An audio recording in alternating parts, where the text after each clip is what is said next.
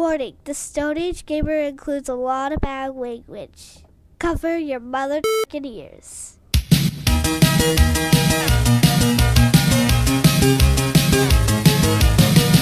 Good evening and welcome to the Stone Age Gamer Podcast. I am Kris Randazzo and joining me tonight is RoboSuda51, Dan Ryan. How does a cat like his steak cooked? How? Well, It seems most of the Not-E3 showcases have happened, with the exception of Nintendo, which we'll get to in a minute. Yep. And now Dan and I must fulfill our video game podcast duties and discuss what was announced and how we felt about all the shows. I hope you're ready to lament centralized events because the Stone Age Gamer Podcast starts now.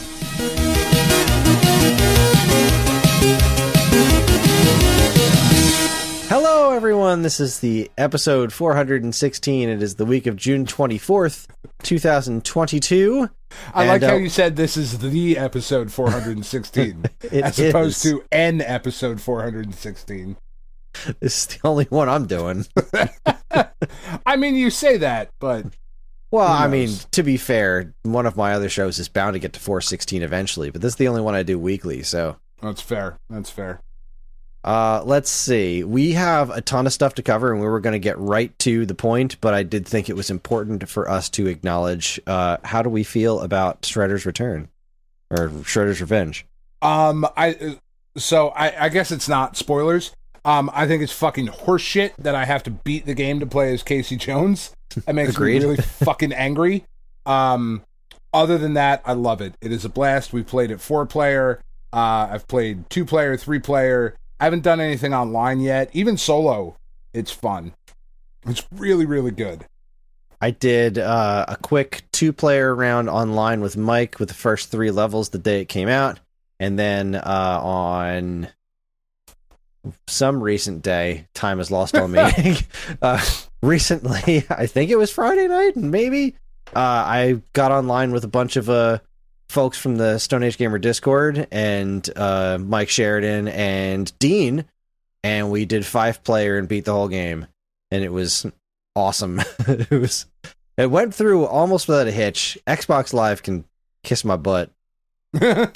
Trying to get everything lined up. We were trying to do crossplay with one we were going to have 6, and one of us Solidus from the Discord had it on Steam. And we could not get the crossplay to work. That sucks. He was doing all kinds of linking his Xbox Live account. And I say F Xbox Live once more because last night I tried to play NHL 19 with my friends, and we could not get a stable match going for the life of us. It was absolutely ridiculous. I finally got everything working with my phone because I don't have a headset for my controller, but there's an Xbox Live app. It was like, come on, Xbox Live has to at least be able to do what Switch Online does with the phone. And sure enough, you can. It just took a little more setting up than I expected it to. We finally got that working, and then, like, we'd get a game going, and I'd start playing, and then, like, one of the players would drop out and be like, shit. And a player can't jump back in really? On NHL 19, because EA can just kiss the fattest part of my ass. And it was like, every other game, like, I just did all of Ninja Turtles online just fine. NHL 19 is like, no, just absolutely not. So we're thinking of upgrading to NHL 20. I was going to say, to be fair, they're probably not throwing a ton of resources on what is essentially a 4 to 5 year old game at this point. But, like, they shouldn't have to. Like, did this not work? Like, it's not like it stopped working. Like, this is clearly just where they left it. But they have a bunch of servers that they have to dedicate to newer shit, I guess. Right? Like, isn't that how that works? I have no idea how that works. Okay, I mean, that makes sense to me as I'm saying it out loud. But we're not getting like NHL 22 or any bullshit like that. We were thinking of trying to upgrade to NHL 20 because I think we can get that for like, $2 or $3 a piece. But I don't know. We'll see how that pans out. So I almost played NHL 19 online, but the 5-player Ninja Turtles was just freaking magic, top to bottom. I can't wait to get my physical copy on Switch and play it with the kids because I only have 2 Xbox controllers. So the best we could do is 2-player, which I did do a little bit with Ellie. We played the first level together, and she loved it. So I gotta say, like sitting on the couch with Tiff and the girls and just playing through it. Like, Splinter's awesome. Tiff loved playing as April. And then Penn was Mikey, and Katie was Donatello. And Katie was talking so much shit about how she was like, look, I got all the big hits, and I got all the this. And I was like, you're fucking Donatello, man. Like, of course you did. You better have. If you didn't, there'd be something wrong. I'm looking forward to getting the Switch one and being able to do local 6-player, which I assume is possible because, local 8-player Smash is possible. So I know you can hook that many controllers up. I just want to get my friends over to do a proper 6-player match in person. That's going to be theoretically awesome. Yeah, that'll be a fun night. I'm really, really hoping that they open up crossplay between the systems as well. Oh, me too. That would be great. Because, the only reason that I bought it on PlayStation was because I have 4 PlayStation controllers. Yeah, and that's... So it's like, all right. That's what you gotta do. That's what I'm doing, so that we can play as a family. So, yeah. But playing online is like, everybody's got different platforms. Like, there was a couple people that wanted to jump in on the Discord, but I got it on Switch. Well, yeah. Farts. Well, puddle farts. I did too, but I did the Game Pass cheat. Game Pass is neat. I played a few minutes of Killer Instinct this evening, and John and I have been really enjoying Minecraft Dungeons. Yeah? We had a moment last night that was amazing. We were stuck on a boss, and we both, it wasn't me carrying him or anything. We both devised a strategy together where I did ranged attacks, and he would occasionally run in for big hits, and then run off to charge up another hit. And, we worked together as a proper team and beat a boss. That's awesome. That we lost on a couple of times. It was really, really cool. That was probably second to my lone bike ride, which was just glorious yesterday. That was probably the best moment of my Father's Day, was having a real proper co-op moment with John. That was amazing. Nice. That's a really fun game. That's a good time. Yeah, we won't just because this episode is going to be long anyway. But the new PlayStation Plus service is out, and it's really good. I really am quite enjoying it. I was like, fuck yeah, I'm downloading the Market Cree. That game is amazing. So excited. So, anyway. Yeah, anyway. We haven't actually got to talk about the games we've been playing, and just I did so much fun stuff. I want to talk about the Super Scope games I played on Father's Day, but no. We have Not-E3 coverage to do tonight. That's right. So originally the plan was all right, well, we'll just wait until everybody has their things, and then we'll do all this, and it'll be great. And then we got that interview, which was awesome, and we delayed this by a week, thinking all right, well, maybe Nintendo will do their thing. Well, Nintendo's not doing a Direct this year. Nope. Skipping E3 entirely. Instead, you're getting 20 minutes of Xenoblade Chronicles 3. Hope you like Xenoblade Chronicles, because that's all you're getting. Because that's it. There's a lot of people holding out hope because there's been a big rumor that next Wednesday is the day. And I'm like, they're not going to do 2 back-to-back. And even if they do, it's just going to be Fire Emblem. Yeah. I hope you like Xenoblade Chronicles because now you're getting Fire Emblem. Yeah, I mean, it's a really weird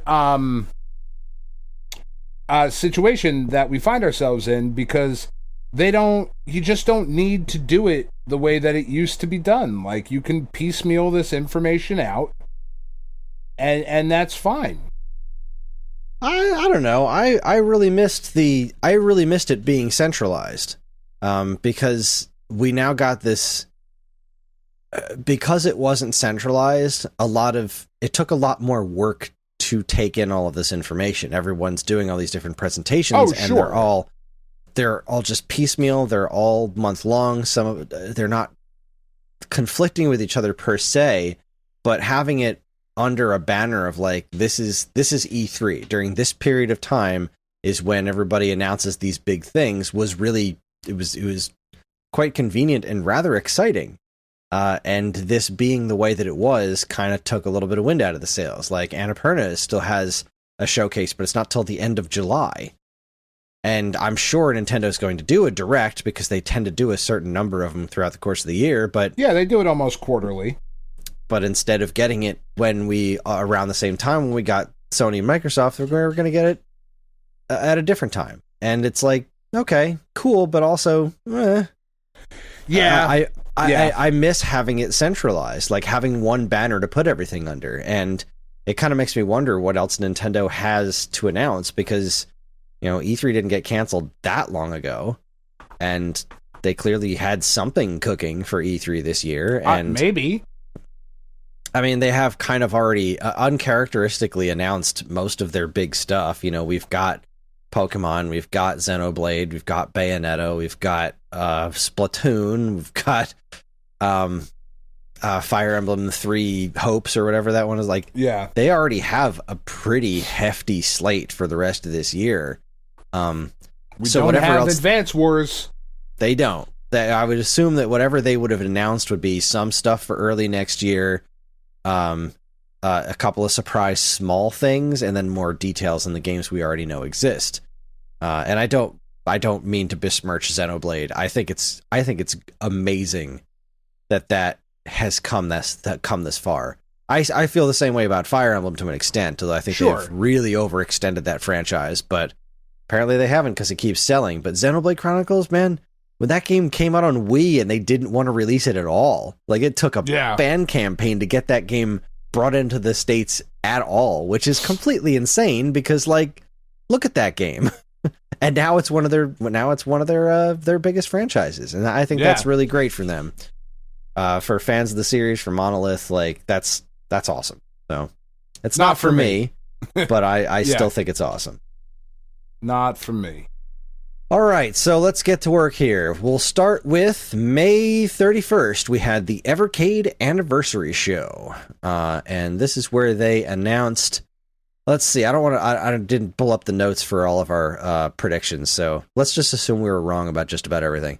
If you were right about if you were right about something specific, let me know. I did say that I didn't think they were going to announce new hardware. I was wrong. They announced the Evercade EXP. Has a better screen, better tech, and is 100% backwards compatible. It is, I find, a little itchy that there's a new Evercade hardware so soon, but I kind of get it, because they're like, well, it's time to start moving on to more powerful arcade things to port, and we're not really equipped for that. You kind of have to. Yeah. I thought this looked really cool. Like, it does look really cool, yeah. I don't have an Evercade. I don't know that this convinced me to be like, I have to have one. No, I will tell you. I will tell you that if they had announced in the IREM collection that, and obviously as we learned last week, why Ninja Baseball Batman might not necessarily have been on said IREM collection. But had they been like, add Ninja Baseball Batman on your fucking Evercade, I've been like, yep, pre-ordered.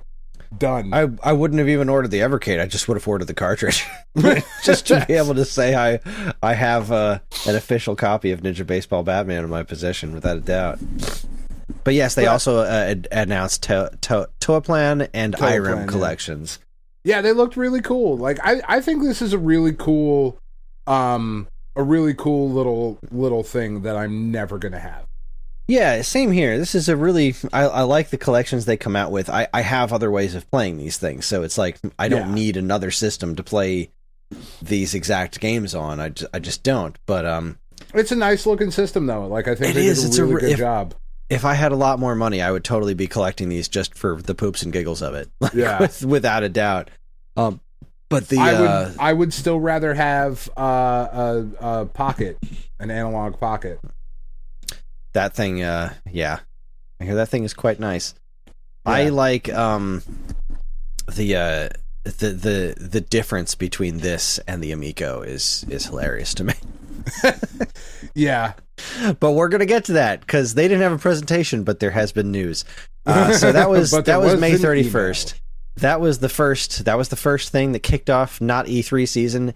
And I say, the lack of Nintendo at all in this really took most of the wind out of the sails for me. Yeah. Because, that's what I look forward to every year. But sure. At the same token, it was still fun to kind of, pay attention to everything else. So the next thing was actually from Nintendo. It was on June 1st, and that was the new Pokemon Scarlet and Violet trailer. They had a whole, build up to this new trailer. The things I took away from it are, I think it looks pretty neat. Lechonk and Smoliv are amazing. Yep. And the internet hates it, so it'll probably be pretty good. Did the internet hate it because of the graphics? Oh, it was the graphics. Yeah, it was. I feel like it was mostly the graphics, talking about like low textures and stuff like that. Like, man, you guys are really missing the point of Pokemon here, aren't you? Yeah, I mean, I think it looks also neat. like it just. Come on, guys! Like, it is a less power. It's not going to look like a PlayStation 5 or an Xbox One. It's not, and it's not. It can't. It's not even going to look like. It's not even going to look like the best looking Switch games, because that's just not the games that Game Freak makes. It's just not. Get over it. It doesn't have to be. They're not the developer you want them to be. No, and they're fine. never going to be. They're not. And I again, thought this looked that's fine. awesome. Yeah, I'm really excited about Lechonk. That's Lechonk. That's great. Smoliv is just... That's great. He's an olive, and he's small. It's great. Just great. There's nothing bad about that. I really like the whole, like, it's finally kind of like MMO-ish, like online playing together. Yeah. Like, with it seems like a really interesting next gen step for Pokemon. And I would have thought that I shouldn't have thought that people would be happier about it, because I watched the trailer. I'm not a Pokemon fan. I looked at it like, this looks great. This looks like exactly what people have been asking for since like the GameCube days. And so of course the reaction was, fuck this, bro, you bunch of bastards. Game Freak should die, and whatever, man. I think it looks great. Yeah, I thought it looked really great. My kids were really excited about it. They also really love Lechonk. Who couldn't? What fucking more do you want? It's Pokemon. This isn't... shut up. Shut up, internet. Stupid. All right, June 2nd, we got State of Play. And this was an interesting thing. Yeah, I was like, I don't know how to feel about some of this stuff. I am not interested in Resident Evil 4 Remake. That shocks the shit out of me. I just don't think it looks like... It's like remaking Super Metroid. Like, all right, I see what you're doing, but you didn't need to do this. Like, I guess if you want to try to make Resident Evil 4 more like Resident Evil 7, then okay, I get it. The current Resident Evil is super popular and good, apparently, but I have never liked a Resident Evil game except 4. And I'll just keep playing 4. I'm good.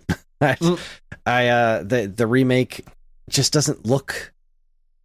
It doesn't look like it has the same personality, and that's all I wanted to see. It's like, all right, you're gonna remake this, you better do it right.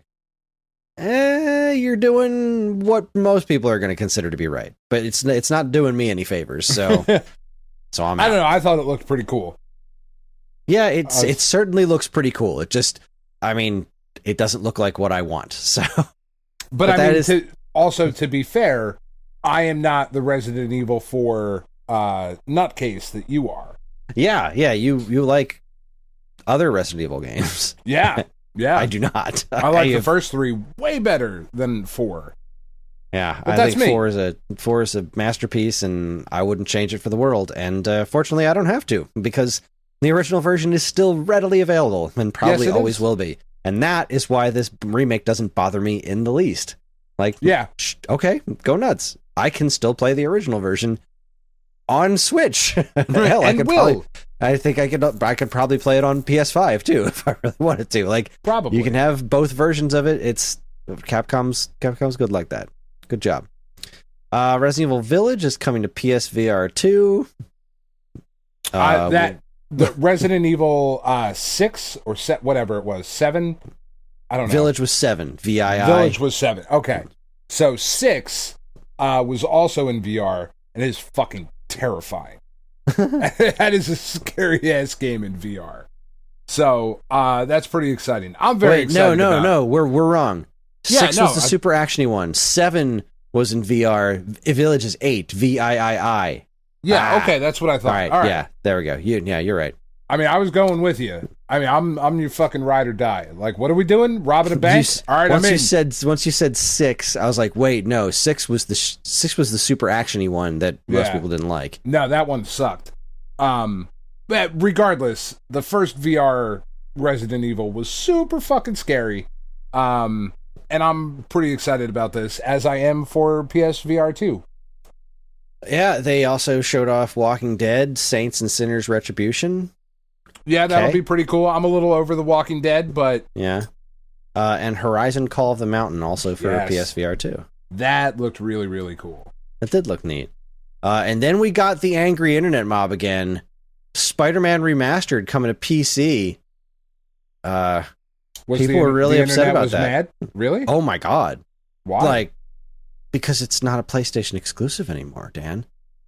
Get fucked. I mean, like, stupid.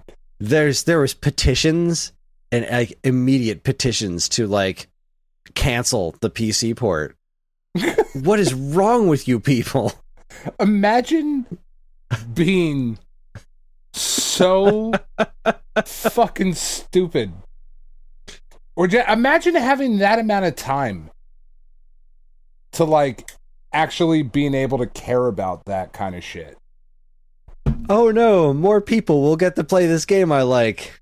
Can't have that. It's my game, Chris. It's mine. It's mine. If they want to play it, they got to get a PlayStation like me, and they have to admit that PlayStation is better than anything else because I chose it. Therefore, it's the best.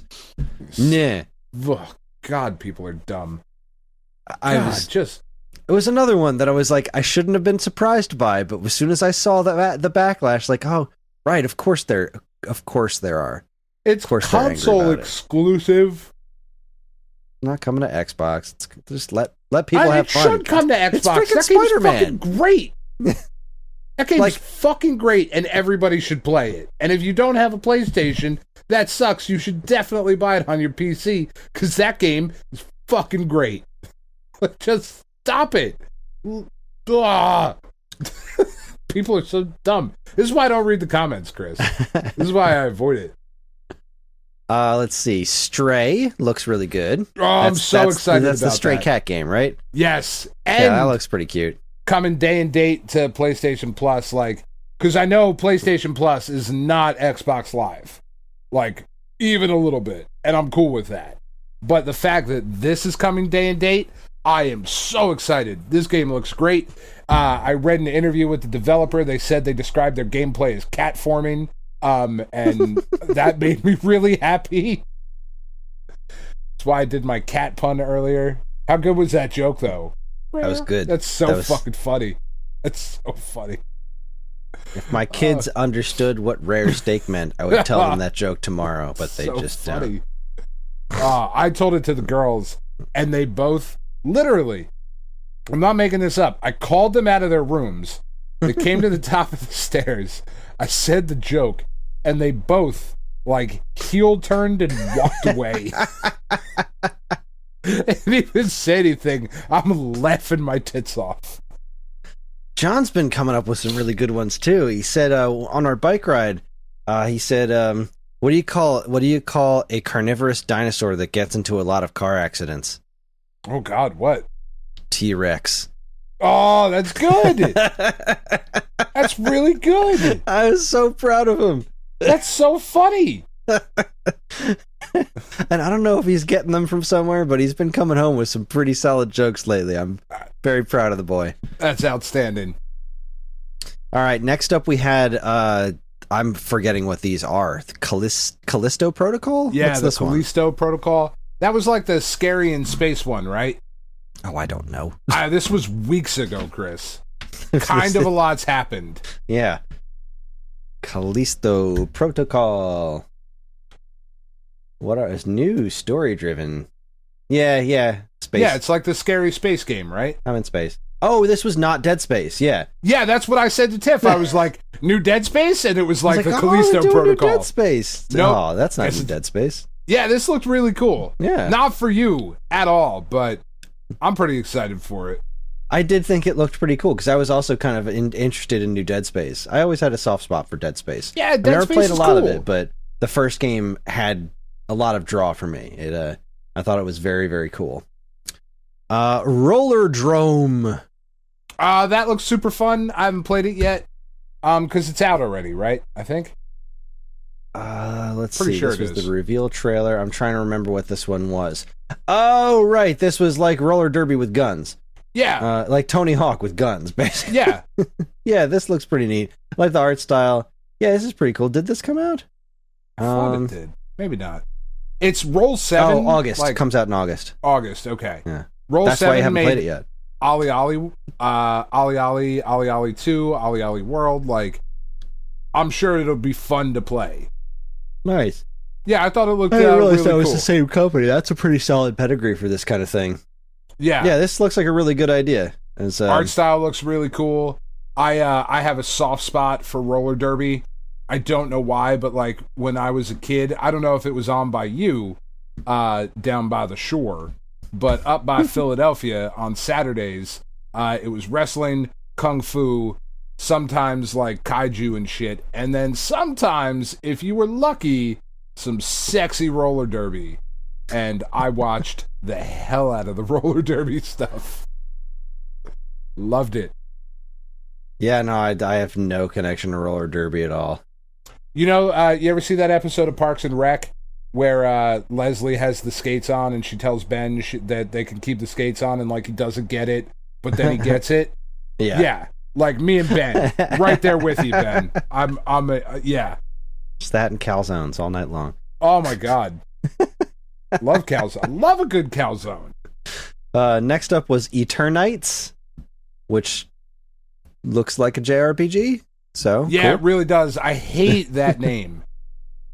I hate that name. I don't know why I hate that name as much as I do, but because boy, it do I looks hate like that name. it looks like it's supposed to work, but it doesn't. It's like, oh, I see what you did. You put those two Eternal and Knights together, but Eternites, it doesn't work. It just sounds like termites. No. Did the internet freak out? This was the holding hands trailer, right? Where like you hit a button to hold hands. Oh, maybe. I don't know. I didn't see Okay. any reaction to this one at all. All right. I had completely tuned out at this point. Yeah, none of this was for you. If they were trying to sell Chris Randazzo on a fucking PlayStation, they swing and a miss, man. Big swing and a miss. They did, especially with Street Fighter 6. What Because the hell is Street Fighter 6 gonna be? I think it looks awesome, and I'm glad it's coming to multiple platforms. So again, Me too. they didn't sell me on a PlayStation 5 because I don't need one to play Street Fighter 6. I'm not. The state of play trailer was pretty wild because as this was going, I was like, oh shit, they're making a new Final Fight, and then That's what it was I like, thought. oh wait, no, this is Street Fighter 6, huh? But is okay. it beat 'em up? No, it's not. But there is like a single player campaign beat 'em up sort of thing involved, apparently. So like, what was it? Tekken 3 that had that? Yeah, kind of like that, but we don't know how deep. As far as I know, it hasn't been announced exactly how much there is to this yet. Okay. I like the art direction way better than 5 so far. I did not care for 5's. I didn't like the new characters in 5. I didn't like the way 5 looked. 5 played pretty well by the time it got its act together, but it took way too long for it to get its shit together. I absolutely love the Hadouken taunt that what's his name does, Luke. Yeah. Did you see that where he does a fake Hadouken, and apparently he has different taunts for different characters. So like when he's playing against Ryu, he does like Hadouken. It's like, that's too funny. Wide body Ryu doesn't look quite so ridiculous in game. It looks like a parrying system similar to Third Strike is back. I think Chun-Li's character model looks really nice. They showed off Guile, I think, a little later. They did, indeed. I think that was, I don't remember what presentation that was a part of, but I think he looks great. Dude looks good with a beard. I'm pretty jazzed about Street Fighter 6. I don't know. I don't know if I'm gonna get it. And if I do, I don't know which platform I'm getting it for. but I'm way more interested in this than I was in Street Fighter V. I do think it's a little too soon, to be perfectly honest. Like, they kind of just finished 5. Like, yeah. Wasn't it earlier this year that the last DLC in Street Fighter V came out? Like, can we give that a little bit more room to breathe? But then again, this being multi-platform kind of changes that so much, because now you're getting modern Street Fighter for way more people. Because PS4 was obviously super popular, but like... But it's Street Fighter. Everybody should play it. Yeah, Street Fighter was pretty popular on Xbox as well, and then that entire group, the Xbox players didn't get any Street Fighter 5, Nintendo players didn't get Street Fighter 5. We're not getting Street Fighter 6 either, but, you know, I don't expect this to run very well on the Switch as is, so I understand that. This is being designed for PS5 and PS4, this is outside of the Switch's league. I get it, and that's fine. That's fine. But yeah, I think Street Fighter 6 looks great. Yeah. I was very confused, but very excited. I was very confused, very excited. Was really let down that it wasn't a new, because they're like, there's like a dude with a Metro City jacket. He's standing in Metro City like, oh my god, this looks like a Final Fight. It looks like it could be really good, because Final Fight Streetwise was not. Yeah, but that wasn't great. So as cool as Street Fighter 6 looks, and I do think it looks cool, this has really made me want a new Final Fight, and I'm sad that that's not what we're getting. Yeah. I want there to be a new Final Fight, goddammit. Me too. All right, next up was Tunic. This isn't anything new, it's just new that it's coming to other platforms, so hooray. But Tunic we already knew about. It's supposedly a really good Zelda-like game with was it a fox, I think? Yeah. Yep, I'm really excited about that. Yeah, heard very good things about it. I can only assume it's coming to Switch at some point as well, so I'm just kind of sitting back and waiting for that to happen. For sure. Season, A Letter to the Future. What was that one? Oh, God. I don't even remember. Let's take a look. Season, A Letter to the Future. Oh, this is, I remember this one. It's like oh, goodness, how do I even describe this? Like a very indie game looking. Dude on a bike, listening to a record player. Yeah. This felt like some hipster shit. Yeah, it was some hipster shit. I'm sure it's gonna be good, but this was Annapurna doing this one. Oh, was it? I'm asking. I don't know. Let's see. Autumn, let's see. This is, I don't see their logo. Scavenger Studio? Oh, I thought it was Annapurna. What do I know? Yeah, I don't see their logo anywhere on it. I know. Coming out in autumn. That's an A word. There you go. That must have been what I was thinking. That was clearly it. And then they closed out their show with Final Fantasy 16. Yeah. Meh. Yeah, I don't know. Meh. I think it's cool that they're doing a more fantasy setting for a change. It's been a while since they've done that. But it also looks like, boy, those Souls games are pretty popular these days. We should probably do something about that. Yeah. And this could work. It could. I'm so far removed from Final Fantasy at this point in my life. The last Final Fantasy that I played through was 10. I don't even think I finished 10, but I think that's the last one I put actual time into, was 10. I bought 13 and it remains unopened to this day. Is that the one with lightning? Yeah. It had a really good final trailer and I was like, fuck it, I'm buying it. This looks too good. And then I never played it. And I have been advised that I made the right decision. Aw. Well, and as then much as like this last one was supposedly pretty good too, right? 15 people 15, like that one? That was the dudes, the car, right? Yeah, the road trip one. Yeah, people seem to like that one quite a bit.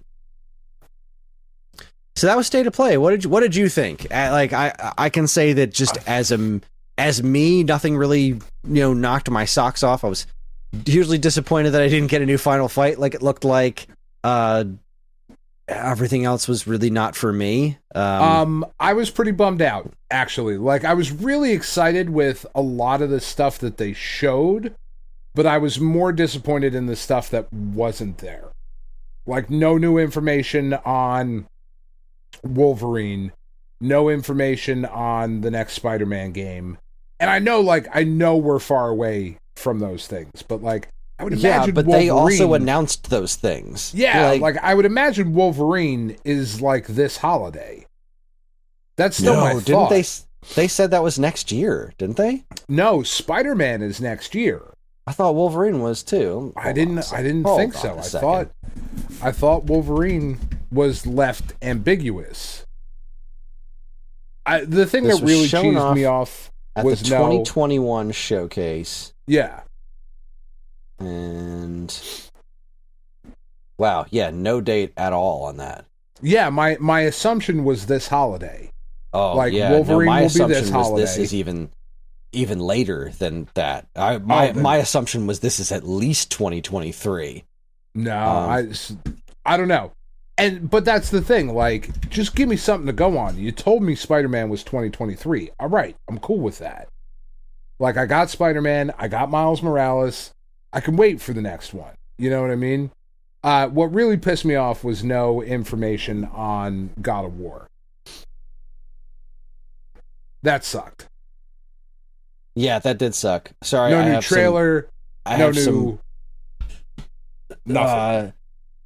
Marvel's Wolverine is currently doesn't have a release date, and unfortunately, it will likely be a while before we get our claws on it. Insomniac Games stated that the game is, and this was when it was announced, quote, very early in development when it was announced in late 2021, so we wouldn't expect to see the game till at least 2023. Yeah, well, all right. But either way, just give me something. Why did you show it off last year? Just give me something. If you weren't going to give us any information on it, why show it off last year, you dingbats? But yes, the lack of God of War was also distressing. And I thought we would have gotten some more PSVR 2 stuff. Yeah, I heard it was going to be a big focus, and they showed 3 things. Yeah, not a big focus. I'm sure it will get its own state of play at some point. Yeah, probably. Yeah. Okay, so that was PlayStation. Next up, on June 3rd, Sega did a little mini thing, and they announced the Mega Drive Mini 2. It's going to include 50 games. It has not been announced for anywhere outside of Japan yet. It includes Mega CD stuff. So announced so far, we have Sylphied, Shining Force CD, Sonic CD, Mansion of the Hidden Souls, Popful Mail, Virtua Racing for Mega Drive, Bonanza Brothers, Shining in the Darkness, Thunder Force 4, Magical Toruruto, Fantasy Zone, Mega Drive port, and that's what we got so far. Looks neat. What's the Sega CD game that they could finally translate that they've never translated? That they never translated? Was that Snatcher? No, Snatcher came out. I think it's just extraordinarily rare. Like, excruciatingly rare. Snatcher. Police Story? What's the Police fucking Knots? One? Police Knots. There you go. All right. Snatcher was released in North America. Where's Police Knots? P-L-I-C-N-A-T-S. Police Knots. Like, I know Police Knots has like a fan translation and that sort of shit. That wasn't Sega CD. That was right. PC 9821, 3DO, PS1, and Saturn. But only Japan, right? Only Japan. Yep. Yeah. So that's the one that needs to be on here. Like, you want to sell this? It was never on Sega CD. Yeah, but like, if you want to, well, fuck it, whatever. It's the wrong platform. It was a Saturn game. Saturn. Never mind. All right. I thought you said Sega CD. I got excited. Never mind. I don't know what the fuck I'm talking about. All right. I don't want this fucking thing then. A Sonic CD. Kiss my ass. Yeah, I can't say Sonic CD. We're getting that on every platform in like a week. Yeah. Like, what the hell? Tell Bill Cosby he can suck my motherfucking dick. Always funny. Always funny. Everybody should watch Eddie Murphy's Delirious if you haven't. I just felt that it was important to say that while I was looking for like YouTube videos for the trailers for the things we're talking about, I got a recommendation for something called Sonic Adventure 2 Goose, which is a mod where Sonic has been replaced by a goose. That sounds fun. It's amazing. It's truly, truly remarkable. Anyway, I have played so much more of the Sonic catalog over these last couple of weeks with Katie than I frankly care to. Really? She's super excited about it, but man. Have you been playing like the modern ones or the old ones? Just whatever we can find. Because like the collection of Sonic Origins is coming out really soon. Like, I know, I'm getting it for her, but we're playing like Sonic Mania and shit. I'm like, Sonic Mania is great though. Is it though? I loved Sonic Mania. I had so much fun with that game. It's the Mean Bean Machine boss. Come on, that was genius. Still Sonic. Yeah, whatever. It's good. She loves it, and I'm happy to play with her. It's very good stuff. All right, so the next one. This was a trip. June 5th, we got the Acquire 2022 React. I gave an attempt at watching some of this, but I did not understand any of it because it's very much all in Japanese, and none of this really matters to us here in America, I don't think. Yeah, no, didn't blow my skirt up. I was able to find an English recap because they were showing a lot of their old games. They're like, hey, we made this. Remember this? That was like a lot of the presentation. That's fucking dope, right? So new things that are happening. Akiba's Trip Undead and Undressed DLC is coming. Ooh. Labyrinth of Zangetsu, Class of Heroes 2 Remaster, Adventure Academia: The Fractured Continent, and Kamizawa Way of the Thief. None of this looked like anything I would be interested in. No, but I hope the people who like it makes it really something to look forward to for them. Agreed. It was a very long presentation, and everybody involved in it seemed very proud of themselves. So, go team. This is only tangentially related to the podcast, but I figured I'd bring it up anyway, because on June 6th, there was usually around the time of E3, Apple gives their big worldwide developer conference thing, and they showed off some interesting things. There's a new MacBook Air. iOS 16 will have multiple home screens. I know we were both very excited about that. Yeah, I really am. iPadOS 16, macOS Ventura, iPhone. I can use your iPhone as a webcam, which I think is... I don't know why that took so long. Yeah, that seems like something that they should have figured out a long time ago. I'd never even occurred to me. In a million years, it never even occurred to me. And as soon as they mentioned it, I was like, well, of course you should be able to use your iPhone as a webcam. Why didn't I think of that? And Stage Manager, which is the thing that I'm most excited about in the world right now, because it's this organizational thing on your desktop that looks like it works exactly the way my brain works. Because I have all this stuff organized kind of similar to that as is now, but man, when they explained this thing running, I was like, that's the thing. Yes, please. That's it. Give that to me right now. Let's see. WatchOS 9 is happening. tvOS 16 is going to update to include Joy-Con and Switch Pro controller support. And they showed that No Man's Sky and Resident Evil Village are coming to Mac platforms. Yeah, that's cool. Yeah, it was a pretty solid showcase. It was longer than it needed to be, and a little. Isn't it always? Yeah, it's exactly. It was very much an Apple presentation. But I was happy with that one. That got a big thumbs up from me with the stuff they got coming. I'm very excited about it. All right, limited run showcase. The presentation itself was very funny, but way too long. Yeah. My God. It really was. The joke stopped being funny at least 15 minutes in, and this thing went on for a long time. It felt longer than it was, but yeah. But there was a lot of love and care put into that joke of making it seem like an FMV light gun shooter, so that was awesome. All right, so let's rapid fire this shit. We have River City Girls 2, Undermine, Power Slave Exhumed, Blade Runner. This was interesting. The Blade Runner. I've never even heard of this before. Meh. Apparently this was like, it's not, I'm not interested in it as a game for myself, but this is like an old point and click PC game or something that's getting like remastered and put on consoles. That's freaking cool. It's kind of cool. Pile on more of that, please. Keep it coming. Yeah.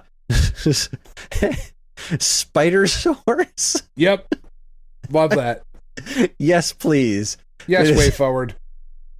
Keep that pile on where that John was thrilled. Spider Source, yes. Yep, I don't even need to see a trailer. The name is more than enough. Spider Soar? I'm in. You son of a bitch. I'm in. Let's see. Lunark. Shadowrun Trilogy.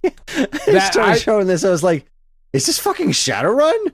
I thought that was pretty dope. I'm not going to buy it, but I'm not going to buy it either, but that's another one I was like, good for you guys. Go Go Polo 3D. Meh. It's a freaking 3DS game. Yeah. And that was what was funny to me is the whole time it was like the last 3DS game? Question mark. I don't know, but good for you. But maybe. Skelettax getting physical copy. I know you like that game way more than I did. I didn't really care for it. Rendering Ranger. I don't even remember what this one was. Oh, this was that super cool Super Nintendo game. Oh my god! All right, so this was a Super Nintendo game that was like really pushed the boundaries of what the Super Nintendo could do, but it never got released in the U.S. Ranger. Oh, yeah. Okay. I just learned about this game recently. I was watching a video about just because this is kind of nerdy shit I'm into. Is I watched a video about like these are the games that really pushed their respective platforms to the limit. It was a whole series on it, and this was one they showed. It's like I've never heard of this. This game looks amazing. Yeah, like it's really crazy, cool. Really crazy cool looking. And they're releasing it on a Super Nintendo cartridge, and it's coming to PS4, PS5, and Switch. Which is so cool. This was a really big win for me on my watching this. Like, all right, that's awesome. Way to go, cool. Guys. I'm definitely considering the Super Nintendo cart. Like, I'm putting a little bit of thought into that. I don't have the money for it, but I don't know. We'll see how much it costs when it eventually goes up for pre-order. Yeah. This was another good one. The Boy and His Blob collection, the Boy and His Blob retro collection. It's the NES and Game Boy games. Like. Yeah, that's really cool. Again, I'm going to have to see how much it is, because... It shouldn't be more than $20. It's got to be more than $20. No, I know, but it is. It should not be. Maybe digitally, it'll probably be around that much. This is the Game Boy Boy and His Blob is a big improvement over the NES game. So it's really cool that that's getting ported around, that more people are going to get to play. Yeah. Yeah. This was a cool one. I was really excited to see that. I couldn't believe this. I thought this already got a physical release, but I guess I was wrong. The Konami Anniversary Arcade Classics collection. Yeah, that one's pretty cool. Yeah, I just could have sworn that existed already. KOTOR 2 for Switch. Okay, which is apparently unfinishable. Yeah, there's a game breaking glitch in it. Apparently, cool. Yeah, better get that patch before you put it on a physical cart, guys. Right, this is what I'm saying. This is why physical, maybe not the best idea for certain things. Garden Story, okay. Yeah, I know people like that. This one was like, I don't know how I feel about this. Bill and Ted's Excellent Retro Collection. Yeah, those games are terrible. Yeah. And you know me, I hate the Bill and Ted movies. Like I just don't like them. I love the Bill and Ted movies, but I do not like the NES game. I never played the Game Boy game. I don't even remember what else is on there, if anything. But like, I look at this and say, why? But I get it because, Bill and Ted people are there's a big Bill and Ted fandom that'll be like, yes, pile that on. There's but limited like run collectors that are going to buy that. But here's the thing: last year when the movie came out, that was when this should have happened. You're like, why not now? Wrong. It probably took that long to get it together. From what I've come to understand, if this does well, it's going to open some doors for limited run to do other things. They haven't said what those are, but that's what they said. They're like, this does well, And like, it wasn't an official press release from Limited Run. It was like one of people who work for Limited Run on their personal Twitter account was like, this was awesome to work on to get this together, and it could lead to us doing other similar types of things. And that to me is exciting. I can't think of what they are right now, but more shitty movie, TV show adaptations getting collected together. Give me my cool spot collection is all I'm saying. Yeah, like where is my Airwolf Knight Rider collection? Then we'll talk. This one, it's so dangerous though, because like we're currently in the same thing with like Puzzle and Dragons, because we have the Star Wars collab right now, and it's like ooh, we got the Star Wars collab, and like it's relatively outdated currently because like the collab came out 10 months ago. So 10 months ago, it was the top of the top. But now it's like, oh man, I don't know. But if we don't roll on it and don't spend money on it, then the chances of Marvel are even slimmer than that. Because like, we didn't get Disney, we didn't get Marvel, and then we didn't get Star Wars. And now, because we're usually like 2 to 3 months behind. So once that 3-month window passes, you're kind of like, all right, I guess it's not coming. Fine, whatever. I don't have Darth Vader on North America. I don't have Yoda. Whatever, that's fine. And then they're like, oh shit, but it is coming. It's like, all right, well, does that mean that like maybe Marvel is coming too? Like, because now do I have to like... Because now it feels like you're trying to trap me to get me to spend on Star Wars, where then like in a month you're going to be like, and now... because Thor is in the theaters, like, here's the updated Marvel collab. It's like, you motherfuckers. You know, like, it's just kind of, it's such a dangerous proposition of, like, if this does well, maybe, you know? Yeah. Because you're right. What else, like, if Bill and Ted does well, what does that lead to? There's no natural progress. Does the Goonies get a physical release? Well, that's a great question. That's another like, thing I would that could buy be that it. one. Or what about classic Batman games? Like, but what does that have to do with Bill and Ted? I don't know. Nothing. Sorry, that's just it. I don't know where the connection is. Excited. But like, what does that have to do with Bill and Ted? Nothing. But what does it have to do with the companies that made the Bill and Ted games? Wasn't the Bill and Ted games LJN? I don't know. Let's find out. We have the internet. Let's see. Bill. We do. Things will not go unknown. Ted NES.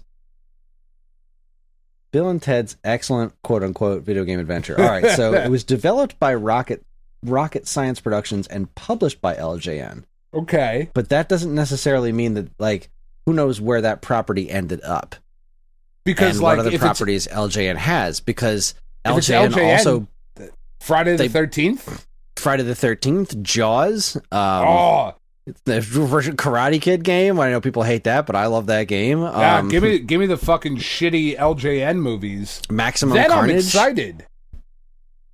Right? There was all those LJN Marvel properties. Like, that's just it. We don't know what that could lead to. So it could lead to some cool Spider-Man things. Spider-Man and X-Men Arcade's Revenge. Hate that game. What a turd. That's what that game makes me feel.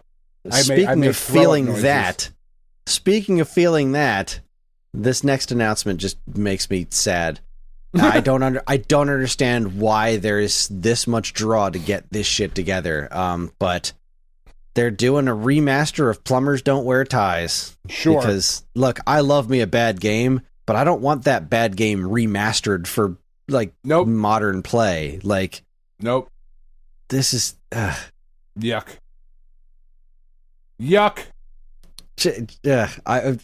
There's so much more in the world that could be done than bringing Plumbers Don't Wear Ties to a new audience.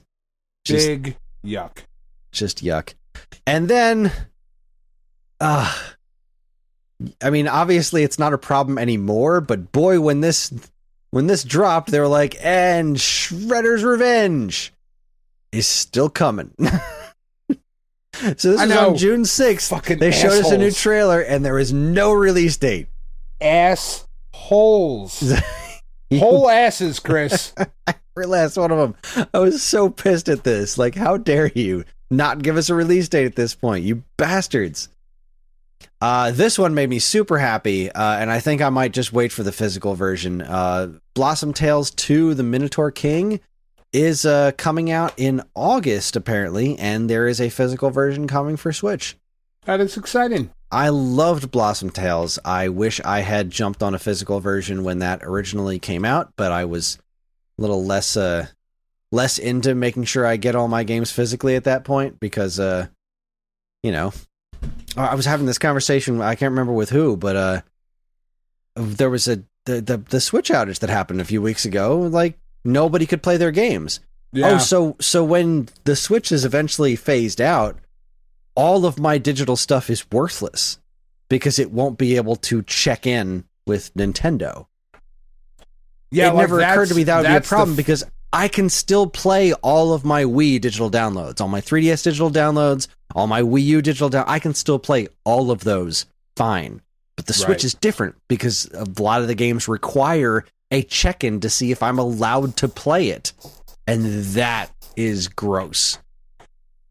So I'm going back and trying to find ways of getting the games I really care about playing again someday physically, because then I can absolutely play those games.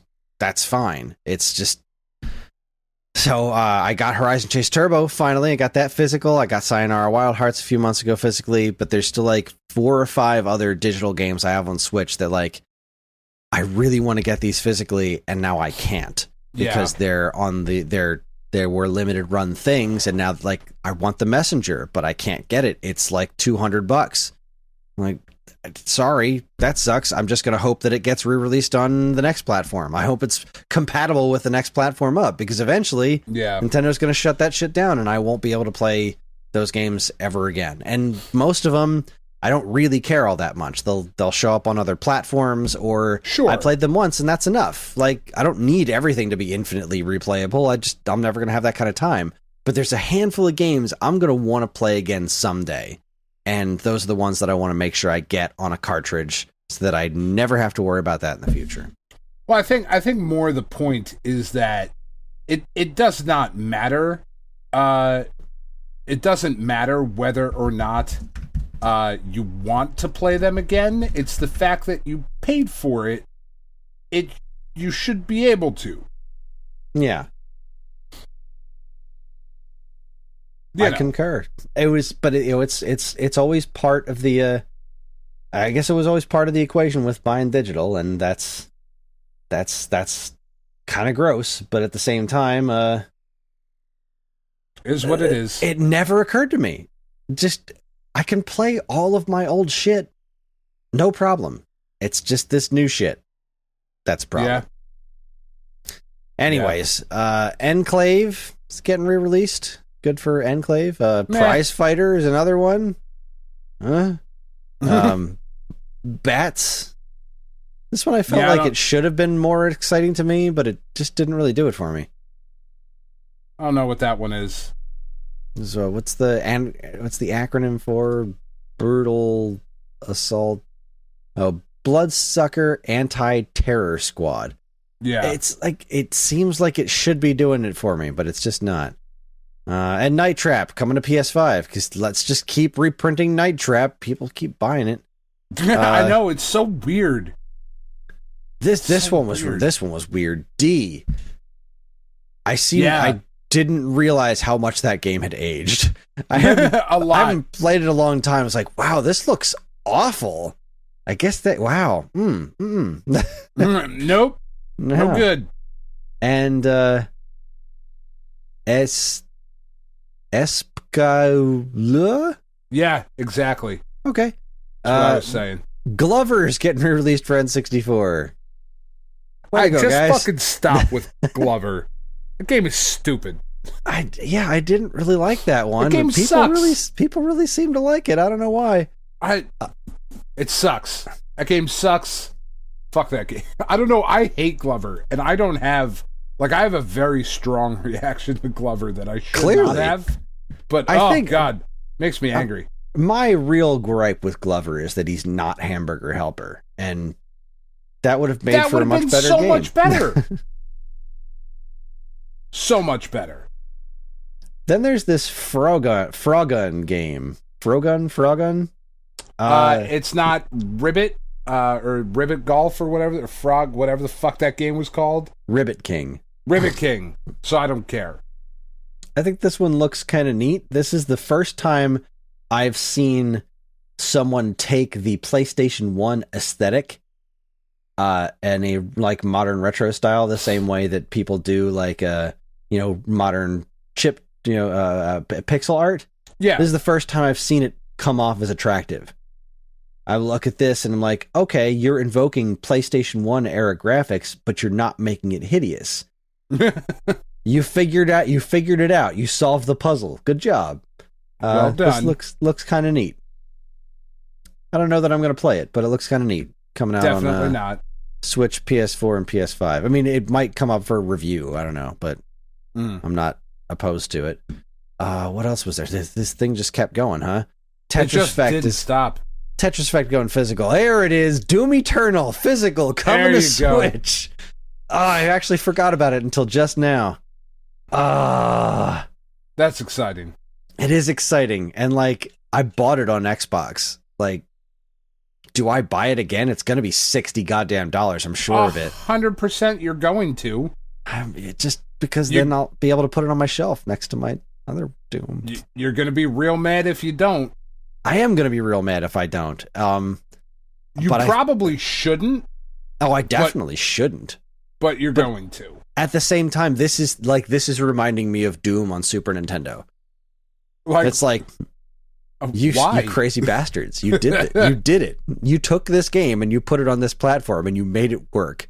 I was just playing Doom on Super Nintendo the other day. I grabbed the cartridge and I plugged it in. I was like, let's see how this goes. Because I haven't played this in a long time. I forget exactly how bad this is. And it is perfectly functional. It's not great, but it is a far shot from bad. And it's like, it's like Resident Evil 2 on N64, you know? You look at it and say, like, you son of a bitch, you did it. And like this one's really like a head scratcher because this is a big game, but I guess like Doom scales really well. That they're getting it all on the cartridge without need for more downloads. That's the thing that's really special to me. Yeah, I'm probably going to wind up finding a way to get it. I'm probably going to like put it on a credit card or something because I'm not going to have the extra cash for it. But how do I not buy this?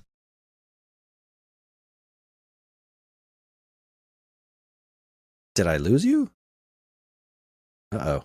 Oh, I hit my mute button. I'm sorry. There he is. I didn't mean to. I was moving my thing out of the way and I hit the mute button. No, you're absolutely going to end up with this because if you have all of the copies of Bubsy and you don't get Doom Eternal on the Switch, you have to throw your games away. Not sell them to anyone. You just have to throw them in the trash.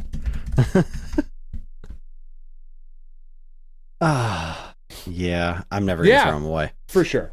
God, the box art's so cool. I'm like, I really need to play this game. I really want to play it.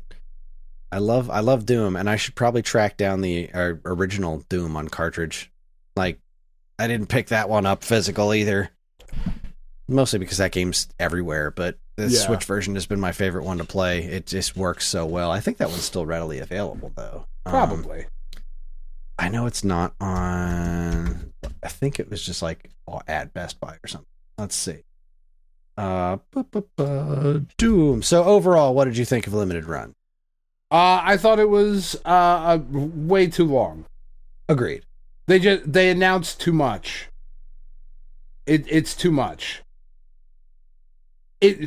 What I'm starting to get concerned with Limited Run is that it doesn't feel special anymore. You know, like, and I think that's probably, it's not 100% their fault because there's 3 or 4 other companies that are also doing, you know, physical releases of digital only games and whatnot, or pulling old shit. Like, it's just, it's like a whole genre unto itself now. It just doesn't feel special. Yeah. And like, I get what you're I get what you're saying. No one's doing it quite like limited run. Like, no, they are sure, far and away the market leader on this. Oh, for sure. But still, yeah, I don't know. I was pretty excited about the presentation. I wish it wasn't quite so long. I get that they had a lot to release, but I do wish it wasn't quite so long. Looks like this one's sold out too. I'm trying to find a physical version for sale, but nobody even seems to have it for sale. eBay it is. Oh god, this is going to be going for something stupid on eBay, I'm sure of it. Probably. Doom Collection Switch.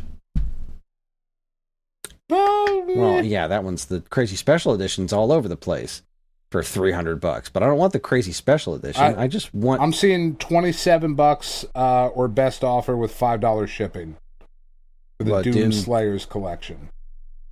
Slayers collection. That is. Oh wow! Look at that. I see. Yeah, $26.99. What the hell is Doom Slayers collection? Doom 2, Doom 64, 3, Doom 3. And 2016? What the hell? Yeah, it seems to be the one to get.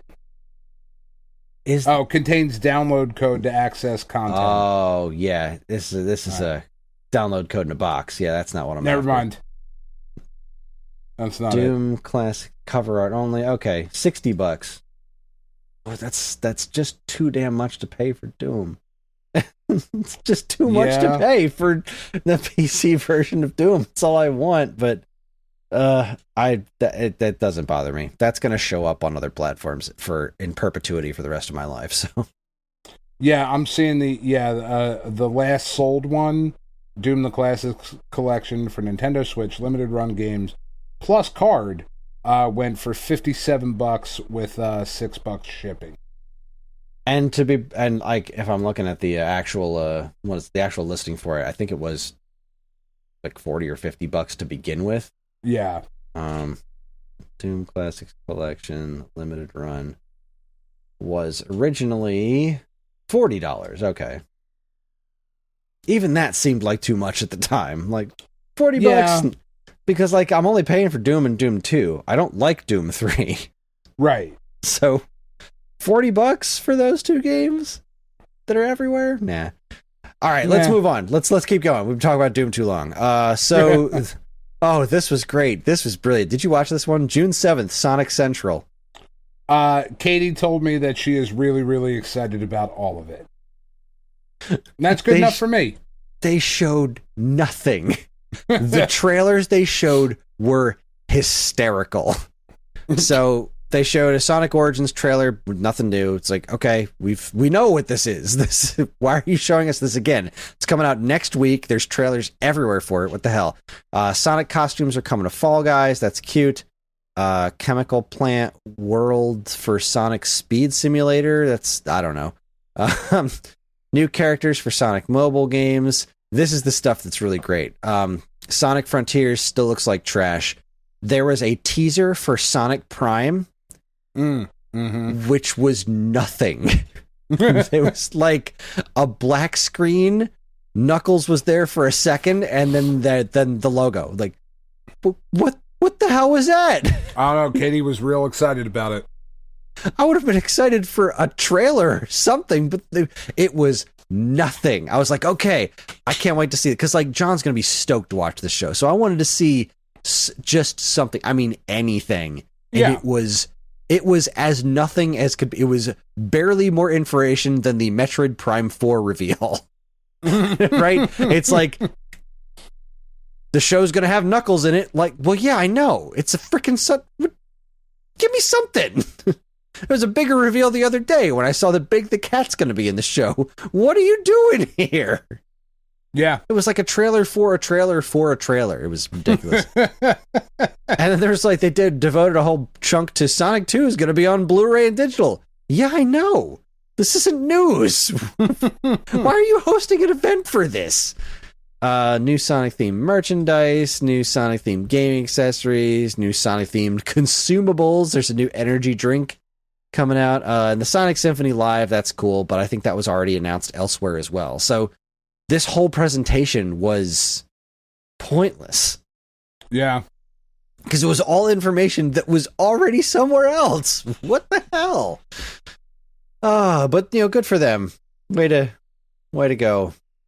Sonic's looking okay these days. I don't know about that Sonic Frontiers game. That's can't say it looks good, but Katie is real excited about it.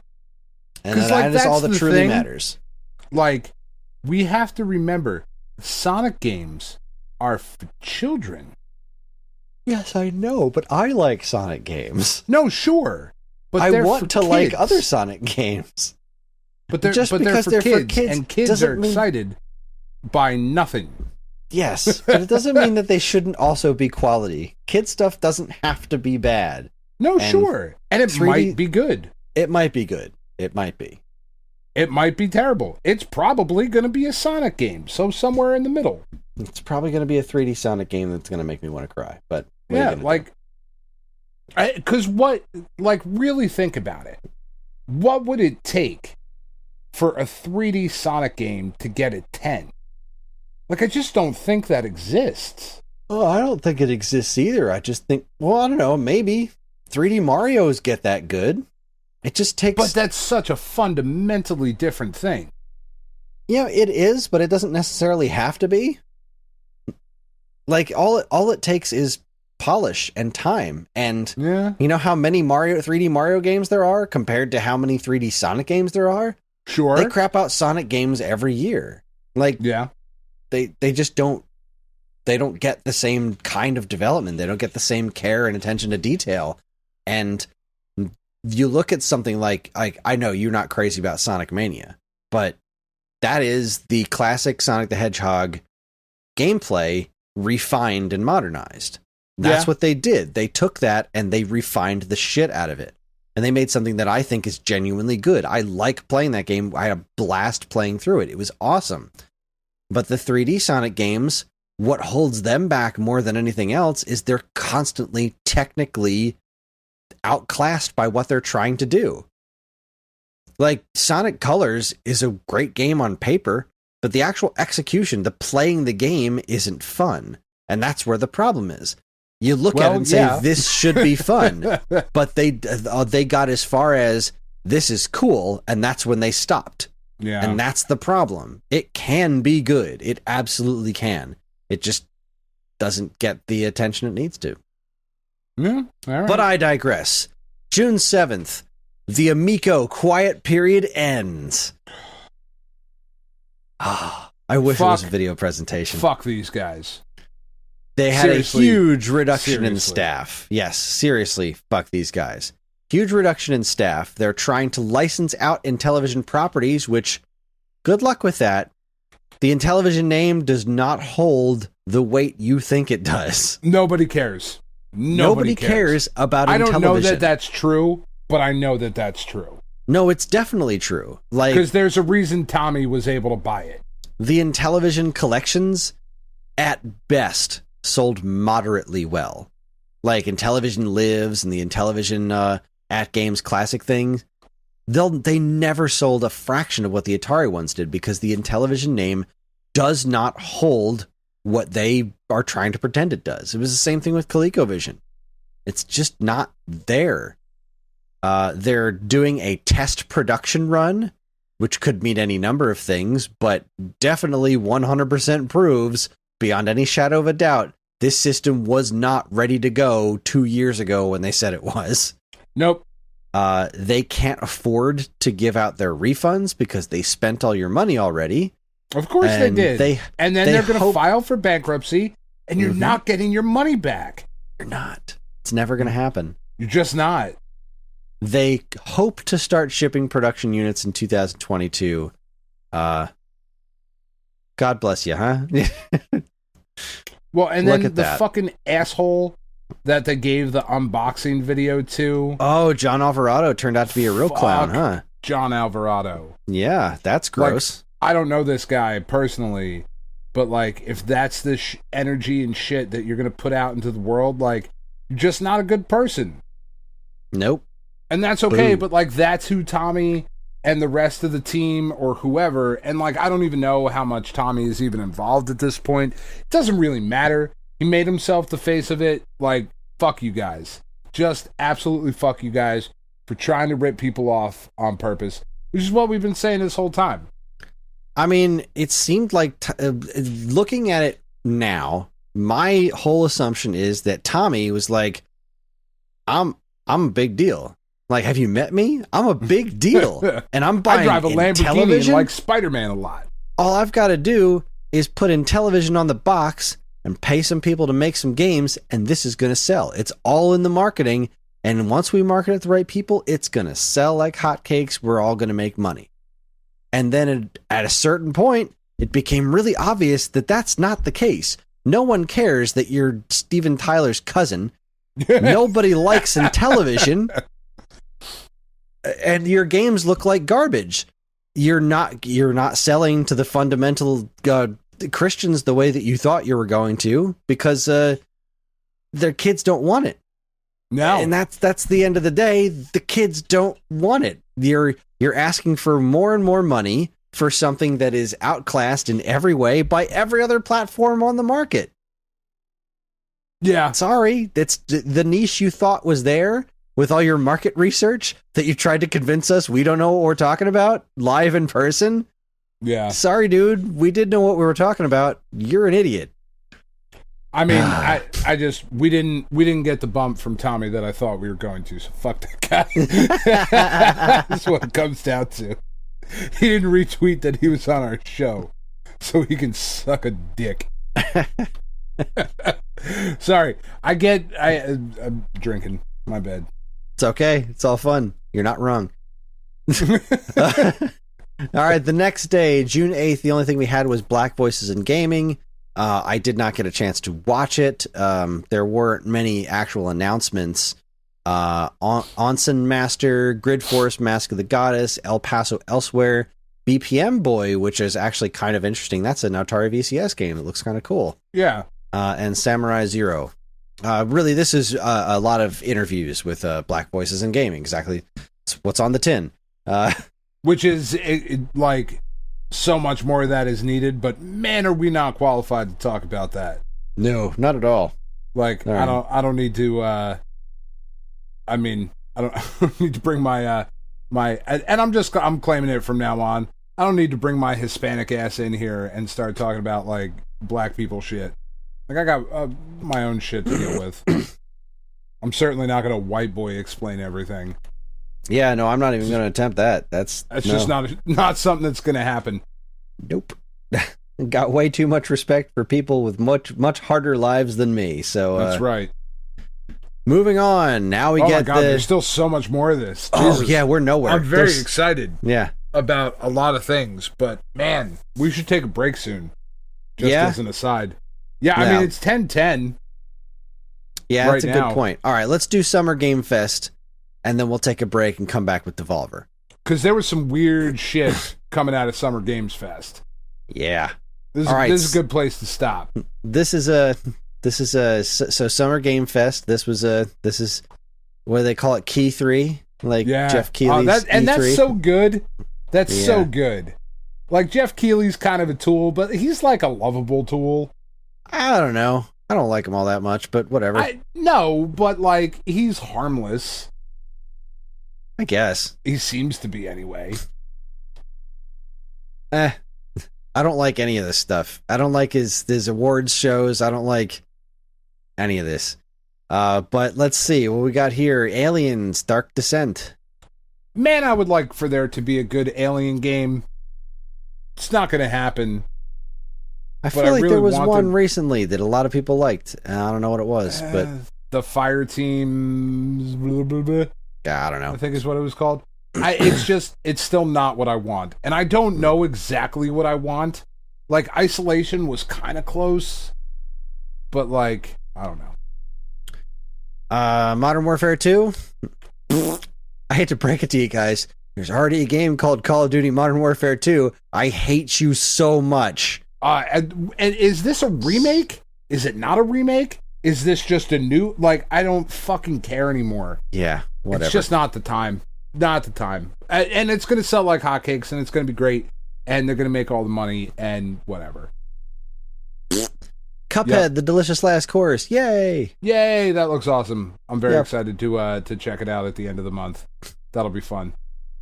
Goat Simulator 3. Stop it. Stop with the Goat Simulator. Just stop. I do love the fact that they went right to Goat Simulator 3. There is no Goat Simulator 2. They just skipped it. Like, that's really kind of awesome. But still, stop it. Gotham Knights. Man, I'm going to play it at some point. Because, like, Batman has to be in it. I don't think he does. Has to be. Has to be. It'll be so weird if he's not. It's Gotham Knights, man. Isn't this doesn't the whole thing like it's after Batman died? Like, isn't that the Batman's thing? not dead. Batman doesn't die. Stop it. That's fucking playing yourself. You're working yourself into a shoot. Some wrestling shit. I don't know. Like, it just doesn't. Was this the trailer that had like Nightwing with all the weird customization stuff on it? Oh, I'm not seeing that. Like Nightwing with long hair, and like Nightwing as a black dude. And yeah, I think those are supposed to be different characters, aren't they? No, he was wearing Nightwing. I don't know. I don't know much about this game, if we're being perfectly honest. I don't want to know a lot more about it. Jeez, I thought that was Batwing. I didn't realize that was a black dude dressed like Nightwing. Yeah, like I don't really understand what's happening with it. I didn't love Arkham Knight. I liked it, but like it just drug on and on for a while. And like there was just a lot of what seemed really pointless stuff, like padding at the end of it. But I like the world that they've created. I like the combat system. So like I'm kind of excited about this. I'm definitely going to play it at some point. All right, Layers of Fear. Yeah, Layers of Fears. Cool. Yeah, it looked kind of neat. Okay. Yeah, we're gonna move kind of quickly through this. Marvel's Midnight Suns. We still didn't get any gameplay, right? This is all CG. Yeah, but there was also a gameplay trailer at some point where like it's card based, but it's like a strategy. I don't fucking know. It is not at all what I want from the Midnight Suns. Like, even I just want to fucking run around being awesome, but I don't know. We'll see. One Piece Odyssey. Not for me. Routine. Meh. Stormgate. Meh. This was this where we got the release date for Shredder's Revenge? Yes. Okay. Yeah. This is where we got Casey Jones in the release date, right? Yep. Like, how dare you make us wait for Casey Jones? How dare you make us unlock Casey Jones? What's wrong with you? It's so fucked up. Not cool. He's great. He's great. I'm sure he is. I can't wait to get there. I just haven't yet. Game's wonderful. We already talked about it. I really hope it gets DLC. I wrote a whole thing. I wrote a whole thing about what I want out of DLC for this game. Let's see. We already talked about the Callisto Protocol. They showed more of that. Last of Us Part 1. Again. Was this not at State of Play? This wasn't at State of Play. No. That was another weird thing from State of Play. Like Last of Us Part 1, PS5 remaster, like, which is cool. Yeah, but this isn't a remaster. There already was a remaster. This is a remake. This is the remake. Just seems like, what are you doing? I would so much rather these resources be put into something new. Because I fucking love Naughty Dog games. But like but just give me a new one. They're showing the side by sides. It's like, okay, I guess it looks kind of better, but like it does. There's nothing wrong with this one. Like, yeah. Whatever. Witchfire. Meh. Not my style. And I think that was it. Yeah. I mean, there was other stuff. Flashback 2, right? Yeah, Flashback 2. That's weird. Way to go. Yeah. Way to make a proper sequel to that. Oh, this is where they showed off Guile in Street Fighter 6. I think he looks great. I keep seeing stuff about this, the Quarry. Oh, right. What was that one? That's like the 80s horror-themed game that was kind of like Until Dawn kind of style. Yeah. Like, I'm definitely interested in that game, but not at $60. 40, okay. But I don't know. Yeah. So there's your Summer Game Fest, which was, But, correct me if I'm wrong. Wasn't the biggest thing, I think, that came out of Summer Games Fest the Kojima announcement? Oh, right. Of working on a game with Microsoft, and then... Oh, my God. That was another one that the internet was up in arms about. Having to come back and be like, no, we're still working with PlayStation as well. We're making a game with Xbox, and there was a petition immediately with thousands of signatures. Cancel this project. Yeah, what the fuck is wrong with you people? I don't know. I kind of thought about signing that one. I'm not gonna lie. Because I was really, honestly, truly, like, I'm expecting at any minute for PlayStation to say that they've purchased Kojima Studios. I don't think clearly he's not interested. He wants to be his own seem interested, thing. so, and that's which is fine. Great. Yeah. No, be keep your doing own it. thing. Be independent. Make for weird whatever shit. I love Death Stranding. Make your weird shit for whatever platform you think it fits on. And if he's got ideas that are going to work with Microsoft's ecosystem, then have at it. It was unexpected for sure. Yeah.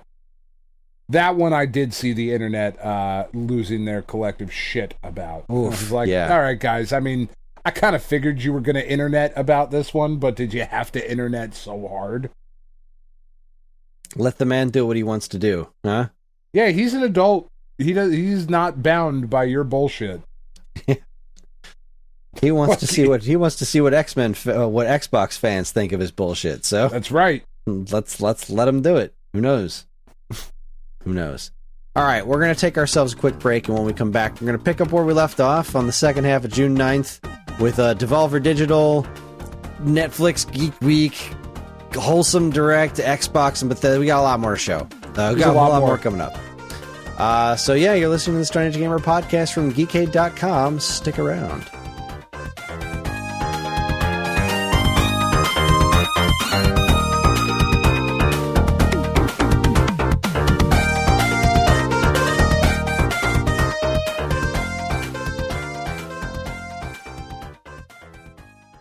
And now, here's a quick look at some of the other original content available now from our partners and Geekade.com. First up, on an all-new Sparkcast, what happens when the Autobots turn evil? Well, our favorite robots in disguise go on a goddamned rampage. That's what happens. The Decepticons have used stealth technology to infect the Autobots with an evil personality virus. I think. It's all a bit confusing. All you really need to know is the Autobots are now evil. Who will save the world from them? Let's find out. Plus, Thomas notices the true Decepticons VIP, Charlie, still can't get over Blue Streak not being blue, and in our character spotlight, we learn the identity of an Autobot who showed up in the original 3-part pilot, but then vanished forever. Or did he? Don't miss all the action in Sparkcast episode 60, TV 20, Attack of the Autobots. Man, there's a lot of numbers in that one at the end there. I'm not sure if I did it well, Chris. I don't know where I am. You did it phenomenal. Excellent. I always Out of do. the park. Next, imagine you, Dan. It's a call back to last week. I'm imagining. Hold on. Let me take my pants off. Imagine you were in charge of a movie studio who just got the rights to an established successful fantasy property to make a movie out of. Do you respect the source material and give audiences what they want, or do you get cold feet, lose all faith in the property you paid good money for, and make a movie about how your fantasy characters would act in the real world so you can ground the thing in reality? I have this fucking gritty brown reboot of Lady Hawks. Ladies Hawk. Fuck, I stepped on my own joke from Thought you were going to say Ladybugs. Either way. Christian Bale playing the Rodney Dangerfield's I get no respect. But all like emaciated Christian Bale. It goes the opposite direction. Swear to me. I get no respect. Anyway, back in the 80s, a Masters of the Universe movie got made, and very little of it takes place in Eternia. So, I don't know, you tell me. Masters of the Universe is clearly a very bad movie, but it was it at least a good time? Paul, Sean, and myself watched it to find the answers you're looking for, and we learned quite a lot, including the disturbing history of Skeletor's design. Hear all about it in a theater near you, episode 16, Masters of the Universe. It's fucking Frank Langella. That guy was like a respected actor and shit. There was effort put into this movie by everyone but the director. That's what I said when we were talking about it off the air like a week or two ago. Like, they were really serious about what they were doing. Except the director. Except, man, he was making something. Oh, what the fuck it was, but, oh, God. The fucking weird key with the troll dude. Stop it. It was about the dude. Was his name Todd or Fred or whatever? It was, the whole thing was about that guy. Like, it wasn't about He-Man. It wasn't about Skeletor. It wasn't even about Courtney Cox. It was about Courtney Cox's boyfriend who saved the world with his mastery of synthesizers and being able to hum a tune. What the hell? That's so weird. So, God, yeah. Anyway, finally, in an all-new episode of the SNES podcast, Greg and Joe look at an underrated and rare game called The Twisted Tales of Spike McFang. I wonder where they got that idea from. Suggested to us by Kris of Geekade. Just Kris! I know, see, that's why I said it. Because I didn't fucking mention anything about that. Nope. I didn't mention it on the trivia episode. I wasn't there. This Zelda-like action-adventure game is cute, whimsical, very heavily Japanese, and also very expensive if you want a real copy. How cool is the sneaker-wearing vampire who fights with a cape and a hat, eats tomatoes instead of drinking blood, and fights garlic monsters? Find out in the SNES podcast, episode 191, The Twisted Tales of Spike McFang. For all this and more from us and our partners, be sure to keep your eyes on chrisanddan.com. At this point...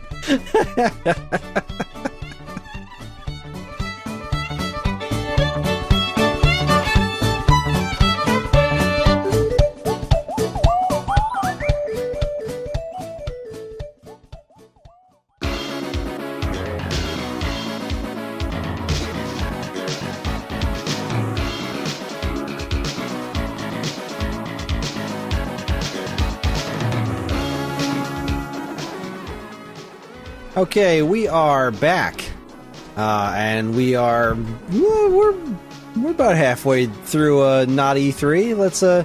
Let's see what's cooking up next. We've got the Devolver Digital. This presentation was a masterpiece. What a show this was! Devolver Digital Marketing Countdown to Marketing. I put it on and did not tell Tiff what was about to happen. She was like, "What are you doing?" I was in the middle of watching something. I said, "Yeah, I know, and now you're watching this." And I just let it play. And about 10 minutes in, she was like, "What the fuck is happening?"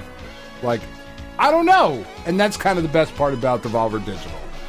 Their presentations are always so goddamn good. This one was a masterpiece as well. Suda 51... Yeah, being weird. It's a robot version. It was just watch it. We can't do it justice. If you haven't seen it, watch this presentation. It's remarkable. But as far as what was actually announced, Cult of the Lamb. Mm-hmm.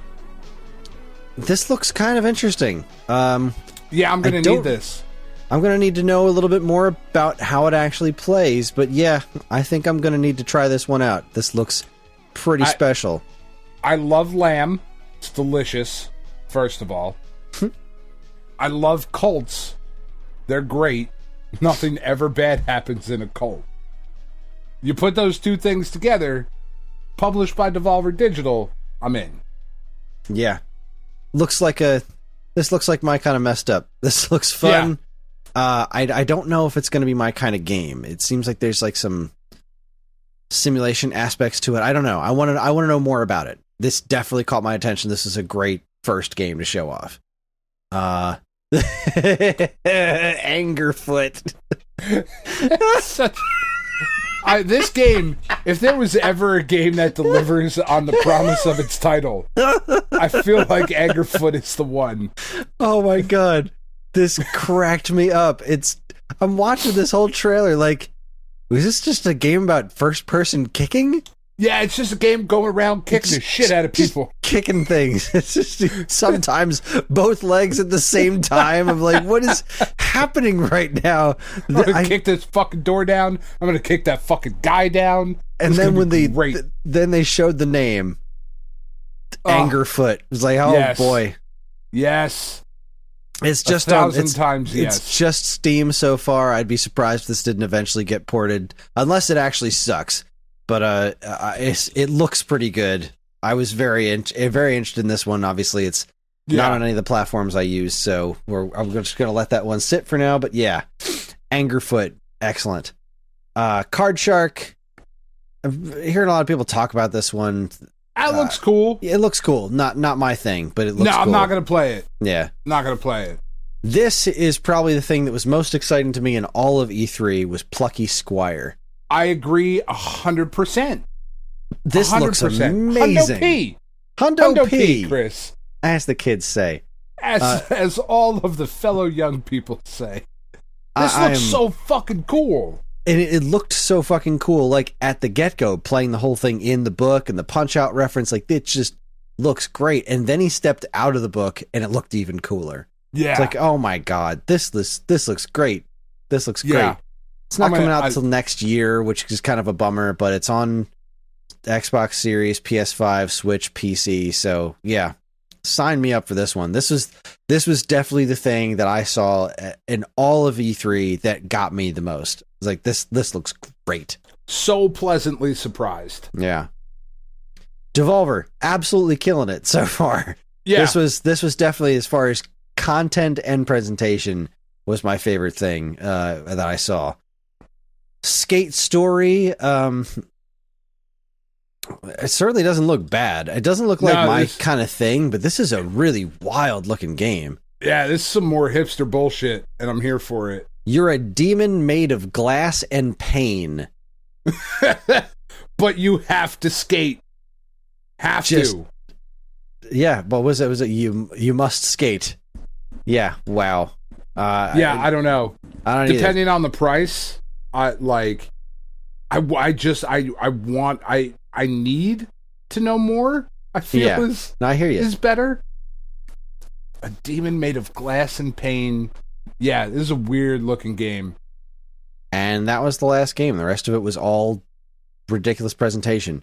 So I feel like they should have ended on the Plucky Squire.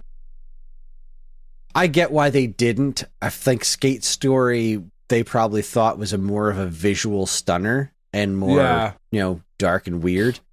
Either way, this was a great presentation. It was 25 minutes long, so it was like, what, a third of the limited run presentation? Yeah. It didn't show that many games, but the ones they did really counted. I thought this was this is what I wanted. This was great. Nailed it. Yeah. Good job, guys. Great. Okay, then we moved on on June 10th, the IGN Expo Summer of Gaming Showcase. What did we get here? We got another look at Aliens Fireteam Elite. This was a DLC reveal. Okay. Yeah, I don't think there was anything in this that I was like, yes, this looks great. Yeah, I don't think so either. I mean, going through it now, Star Keepers doesn't look like anything. NDR, CVR, Verge World, Ground Drivers, Project Warlock 2, Roots of Pacha, Block and Load 2, Core Keeper, The Walking Dead Last Mile, Superfuse, Sacrifice, Void Train. Like, I'm just looking at all of these things as I go by. I'm not just reading the names. I'm looking at images and remembering all of these games, and not a single one is jumping out at me as like something really special. No Place for Bravery. And again, it was too much. Yeah, it was a lot, and it was basically like they took the approach of like, anything from any developer that wants to announce something on our showcase, we will give a platform to. And I hate being disparaging towards a lot of games, but it just, none of it looked nothing very really stood out. Special. Yeah, nothing stood out. Lifeless Moon, Evo Tinction? Stop it. Stop. What the fuck's wrong with you? Stop it. Quiet Farm, Rattenreich, Trail Out, Wanderlust, Glitchbusters. Wanderlust looked kind of cool. Yeah, that got a little bit of interest, and I feel like this Glitchbusters looked vaguely interesting as well. But again, I was so fatigued by this point by how much stuff I didn't care about. I had already sat through. Yeah. Beneath Orsi, Blockbuster VR. Oh my, it just keeps going. Moonscars, River City Saga, and Super Zoo Story. Yeah, wow. So much. It was a lot of stuff, and it just amounted to a whole big nothing burger as far as I was concerned. Yeah, just too much. Just too much. Yeah. Between this and the Summer Game Fest, it was like, this felt like a lesser Summer Game Fest, and I was glad I didn't sit and actually watch all of it. It was very background and skipping ahead kind of stuff. Yeah. Netflix Geeked Week. They had a couple of neat things happen throughout the course of the week. There was one day in particular that was about gaming, and we got the official teaser for the next Dragon Age Absolution. Which is an animated series. Looks kind of cool. Yeah, Tekken Bloodline. I'll watch something about Tekken. Series. It's another animated thing. Okay, Tekken anime. Go nuts. I like Shadow Tekken. and Bone Destinies is a game. But a mobile game. Yeah, it's a mobile game based on the Shadow and Bone property that they have. I liked that show. Another game called Too Hot to Handle. I don't really get it. It doesn't really seem like it's for me. Called La Casa de Papel. Yeah, okay. The Queen's Gambit. Yep. Queen's Gambit video game. I mean, that seems so obvious, but yeah, that show was so good. Yeah, that show was great. It's still chess. The Cuphead show is still chess, but it's still chess. Anyway, there's the season 2 of Cuphead's happening. That's good. We got Lucky Luna, Desta, The Memories Between, Reigns, blah blah blah blah blah. More mobile stuff. What was this one? This was Wild Things Animal Adventures, a show about dragons. This was the closer look at Sonic Prime, where they showed that Big the Cat and Froggy will be in the show. That's kind of cool. It's kind of cool. I don't understand why the other trailer existed at all. Like, if you haven't actually seen it, it's hilariously non-specific. This one at least shows something. Blah, blah, blah. Spirit Fair is coming to Netflix Gaming. And then the big one was the Castlevania. Castlevania Nocturne is the new Castlevania anime that is set in Richter's time. Yeah, that's awesome. Yeah, who barely saw anything, and I don't care. That sign me up. I mean, I was going to watch it anyway, but yeah, the Castlevania anime has been great. I will watch more of it with different Belmonts. All right, let's see. Was there anything worth noting in the Tribeca? There was a little bit more from Cuphead. Yup. American Arcadia, Dusk Falls, Immortality, Oxenfree 2, Lost Signals. Yeah, not really. Yeah, nothing crazy. Sorry, Tiff just brought cinnamon rolls downstairs to my office, so I'm super distracted right now by these delicious cinnamon rolls. I would eat the heck out of a cinnamon roll. Oh my god, I'm putting them right in my face. All right, these ones I haven't really looked at much. I got I found the links for the recaps, and then I haven't looked into them too much. So let's see. Guerrilla Collective. What did we get from GC3, the Guerrilla Collective? I Was a Teenage Exorcist. Ugly. Madison, South Circle, Last Worker. Cassette Beasts. That one looked pretty cool. Okay, yeah, that's neat. Yeah, I saw a little bit of that one. This was another one that just had... Okay, this was a massive list of games. I'm not reading all this. Yeah. This was a massive... Like, this is... I don't even know how many this is. This has got to be at least 50 games. This is insane. Yeah, it was too much. Yeah, that's a lot. It was way too much. A lot to take in, and nothing jumped out at me. Although, I do want to know what this is. Arkanoid Eternal Battle. Talk to me about Arkanoid Eternal Battle. Show me some Arkanoid while my co-host eats cinnamon rolls. Arkanoid Eternal Battle. I love Arkanoid. And Arkanoid versus Space Invaders was great. 36 years later, the iconic Block Breaker is back. What platforms is it for? With 4 exclusive modes.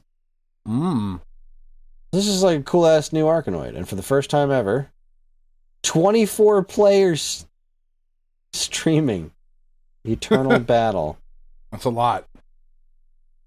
So 25 player online battle royale. Okay, so it's kind of like doing the Tetris 99, Pac-Man 35, or whatever thing. What platforms is this coming out for? Is it just mobile? Oh, it's coming out for everything. Steam, Switch, Xbox S, X, PS4, PS5. Okay. Well, there you go. That's something I didn't even realize was there. Looks like Shredder's Revenge was shown off during this as well. What's WrestleQuest? WrestleQuest is that's something like the wrestling that friend RPG, of the show, Patrick, is working on. Yeah. Yeah, it looks really cool. great. Oh, and they showed Frog on here too. So, okay, it's a massive amount of stuff, but there was a couple of cool things in there. This Arkanoid thing's making me real happy, so yay. God, that is a big list of games. The Wholesome Direct was the same. God, was it?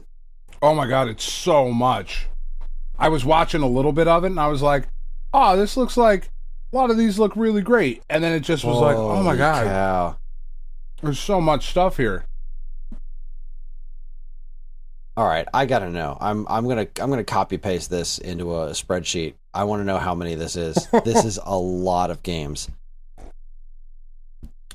I'm going to paste it right there. 90. I'm so sorry. 90 games. This is too much. You can't do this. Because nothing has any attention. 90 games. Was too much. You are out of your minds. And this was on the 11th. So the 11th had the Guerrilla Collective, Wholesome Direct, and the Future Game Show. I don't think they showed all of them in their video presentations, but still, holy crow. There's a lot. And the Future Game Show, I didn't even hear anyone talk about the Future Game Show at all. No, I'm looking back through if there were any Turbo Golf Racing? Yeah. I don't know what that is. I don't know, Brewmaster. I'm kind of excited about that, but it's like a beer brewing simulator that's like more just for me than everyone else, but oh my God, this is just another huge list of games. Wow. Yeah, there's so much stuff coming out. Like at this point in the week or in the 2 weeks, it was like I just am having a hard time caring about anything anymore. Yeah, it was just these 3 in particular were just such an onslaught of information. Yeah. But the next day we got Xbox and Bethesda. I'm having a hard time even remembering. How did this go over with Xbox fans? Do we know? This was where the Kojima announcement was, wasn't it? Was it? This is where that was, yeah. I don't know. I haven't heard much talk about this. I'm trying to remember what we talked about in the Discord, and I'm having a hard time even remembering that. Oh, this was where we got the Silk Song trailer. Yeah, like apart from that, I didn't give a shit about any of this. And even the Silk Song trailer was like, Okay, and oh, it's coming to Game Pass. And you gonna let us know when? And just by nature of being a part of the showcase, we can assume it is sometime within the next 12 months. Yeah. Maybe. Thanks. You announced it in a Nintendo Direct like 2 years ago. Yeah. Valentine's Day. 2 years ago. Come on. High on Life. Let me know. League of Legends stuff. Plague Tale, more Forza. Flight Simulator, Overwatch 2, Aura. Grounded looks kind of cool. Yeah. Fallout 76 expansion. Arc 2. Yeah, I don't think I saw much of anything. The Riot Games stuff coming to Games Pass? Like League of Legends and shit? Like that was up there earlier. Yeah. Yeah, the Fallout 76 stuff, Flight Simulator. Diablo 4, more Sea of Thieves. Glad that game's still doing its thing. The Persona stuff, that seemed to be a big deal. Yeah. Finally getting that was another one. That was another big one. That was like, all right, so what's everyone been asking for with Persona? Bring these games to Switch. Oh, okay, yeah. I mean, Joker was in Smash. That's where the audience wants these games. They want these games on Switch because these were super popular on the Vita, and a lot of the Vita audience moved on to Switch for like the whole like handheld thing. That is where people want these games desperately. So where do they put them? Xbox. I don't think I've heard anyone ever ask for these games to be on Xbox. Now, don't get me wrong. Put them everywhere. I'm glad they're coming to Xbox, but we're not talking like crazy next gen stuff that can only work on an Xbox. We're talking about these games could easily run on a Switch. Why aren't they on Switch? Now, I'm not saying they definitely aren't on Switch. It's entirely possible they could show up in the next Nintendo Direct, and that would be big. But the fact that these games are coming to friggin' Xbox, and like it's not even apparently the definitive version of Persona 3. Like they're putting the Persona 3 Portable on Xbox, which is like apparently good, but there was a way better version that exists, so why that one? Pretty confusing. Pretty confusing announcement. Yeah. And then this is where they announced the special partnership with Kojima. And that was kind of it, I think. Oh, and Starfield. Yeah, everyone was talking about Starfield. Oh, no, I remember seeing some stuff like a week or so ago of people comparing the chat stream of the Xbox show to the Wholesome Games Direct show. And like the Wholesome Games Direct was like, oh, this looks so cool. This is so great. I'm so excited for these. The Xbox one was like, pass, skip. Like, oh, all right, guys. Yeah, I don't think they knocked it out of the park this time. Xbox has had a bunch of good shows for the last couple of years, and this, I don't think, was one of them. Getting the Persona games is kind of a big deal for them. Starfield doesn't interest me in the least, so that's why this didn't really do anything for me. But yeah. I mean, them buying Bethesda was like, all right, like I guess I really don't need your system then. Because, like, you and I are very similar in that way of, like, those games are just not for me. And not besmirching anybody who they are for. No, certainly. Just they're not our cup of tea. So, this was neat. So, I linked to a Destructoid recap for the PC Gaming Showcase, which the headline is, here are some of the bigger games from the PC Gaming Show 2022 stream, which did not need to be 2 hours long. Yeah, I did not watch any of that one. Oh, me neither. I say after I read that headline and the one after it, a Half-Life Alyx mod ended the show. Okay. Yeah, I don't understand the PC gaming community. Yeah. So, I don't need to. Everybody knows we're not PC gamers. Wait, we're not? Shit. So we just bought all this stuff. Another confusing showcase. We got the Capcom showcase. Yeah, I don't know why this was separate.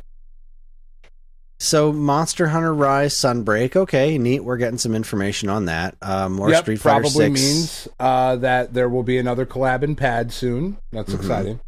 Street Fighter 6 made another appearance. The Capcom Fighting Collection, Capcom Arcade Second Stadium. That's kind of neat. I didn't play any of the first one because I just didn't feel like paying the money for arcade games I didn't want. And it's not like this collection is having a bunch of stuff that I care about. Exo Primal looks pretty neat. I'm so excited for not Dino Crisis. Yeah. I was like, oh, they bring back again. Just like the Final Fight thing. It's like, oh, they bringing back Dino Crisis. They're doing it. Oh. I mean, it still looks neat, but John thought this one looked pretty cool too. Because it's like excited. Weird robo dinosaurs and blowing stuff up. It's very Capcom. Yeah. This is the part that really confuses me. Dragon's Dogma. Yeah. Like Dragon's Dogma Anniversary. There's going to be some new stuff. Okay. This is your presentation. You could just... You know you're doing it right now, right? Like... This was on the 13th, and they were like, on June 16th, we're going to announce something. You could just tell us now. That's 3 days from now. We're watching now. You have our attention. you have my curiosity. I don't know. And then they announced Dragon's Dogma 2. But they announced it to almost no fanfare. Yeah, the foreplay on that one was a little unnecessary. Completely. This was when you announced that. Like, what are you doing? Why did you quietly announce Dragon's Dogma 2 3 days later when you had everyone's attention during the presentation? They said there was going to be Dragon's Dogma information, and the information was, we'll tell you later. What are you doing? It's a weird choice. Weird choice. And just for some of the younger listeners out there, sometimes foreplay can go on too long. Like, especially when you're married. That shit's gone. You're like, it's a commercial break. You wanna? Like, that's about what you get. Pressing business to attend to. I got 4 minutes. Like, come here. And then they rounded things out with a bunch of Resident Evil stuff. So Resident Evil Village Gold Edition, another look at Resident Evil 4 Remake. Resident Evil 7, 2, and 3 are returning they're getting PS5 and Xbox Series updates. Yeah, they already got them with enhanced graphics and ray tracing and all that. It looks great. They look great. They play great. So that was the Capcom showcase, and that's not bad. They had already shown off a bunch of their bigger stuff like Street Fighter and other presentations, but lifting the veil on the arcade stadium. Just the Dragon's Dogma. If they had just done that there, I would have been like, that was a solid thing. Good for you, Capcom. Weird choices were made. Very strange. And last but not least, on the 16th, we had the Final Fantasy VII Anniversary Showcase.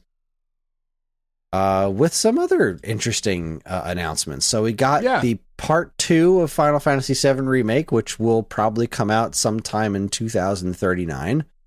But called also... Sorry, go ahead. What was it? Rebirth? Yeah, Final Fantasy VII Rebirth. So cool. And also the information that it will be a trilogy. Yes. Like, we knew at some point that we were going to get, like, all right, it's going to be 7 games. It's going to be 4 games. It ends up it's going to be 3 games.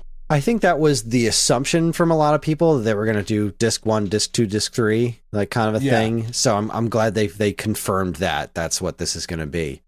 Yep. And it looks, it's going to be great. It's going to be great. This is an interesting one and very unexpected. From Final Fantasy VII Crisis Core Reunion, quoting Sportskeeda is the website I got this from. It will be a full remaster of the original PSP title and will bring an unforgettable story onto modern platforms for players to enjoy. The game is coming to PS5, PS4, Series S, X, Xbox One, Steam, and Switch this winter. Yeah, that's pretty cool. Yeah, that's pretty wild. People liked that Crisis Core game. I didn't play it because I'm so far removed from Final Fantasy, I can't even bring myself to beat the original Final Fantasy VII. But I think it's pretty neat that this is coming to everything. seemed to get a lot of happiness. Let's see, Final Fantasy VII, The First Soldier and Ever Crisis. Single player, their mobile games. Yeah. Which right on. I mean, like, make your money. Make that money. And that's pretty much it. And then they announced the Nintendo Direct is just Xenoblade. So yeah. The Final Fantasy show, it was kind of a weird show. Yeah.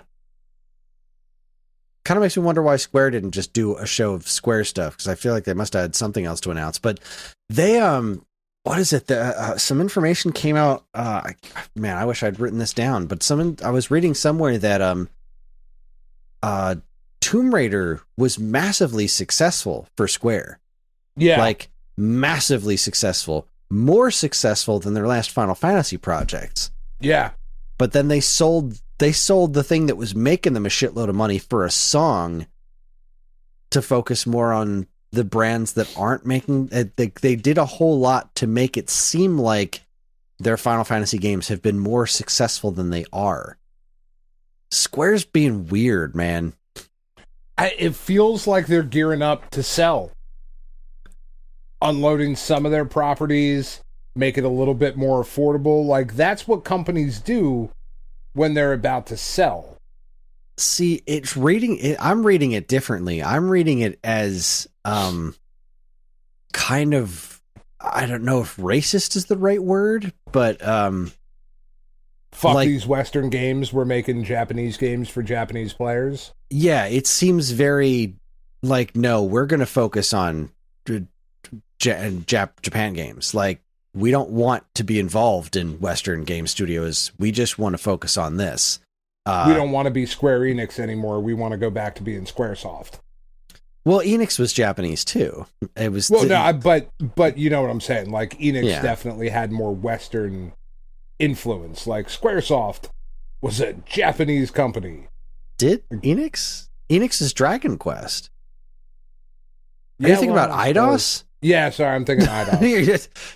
Never mind. It makes me wonder why they've been drinking heavily.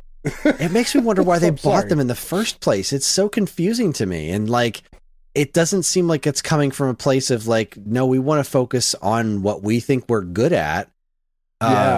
It seems to be coming from seem to be coming from a slightly more gross place. Like, I was reading that like Microsoft had to pay them a considerable amount of money to make the second Tomb Raider game.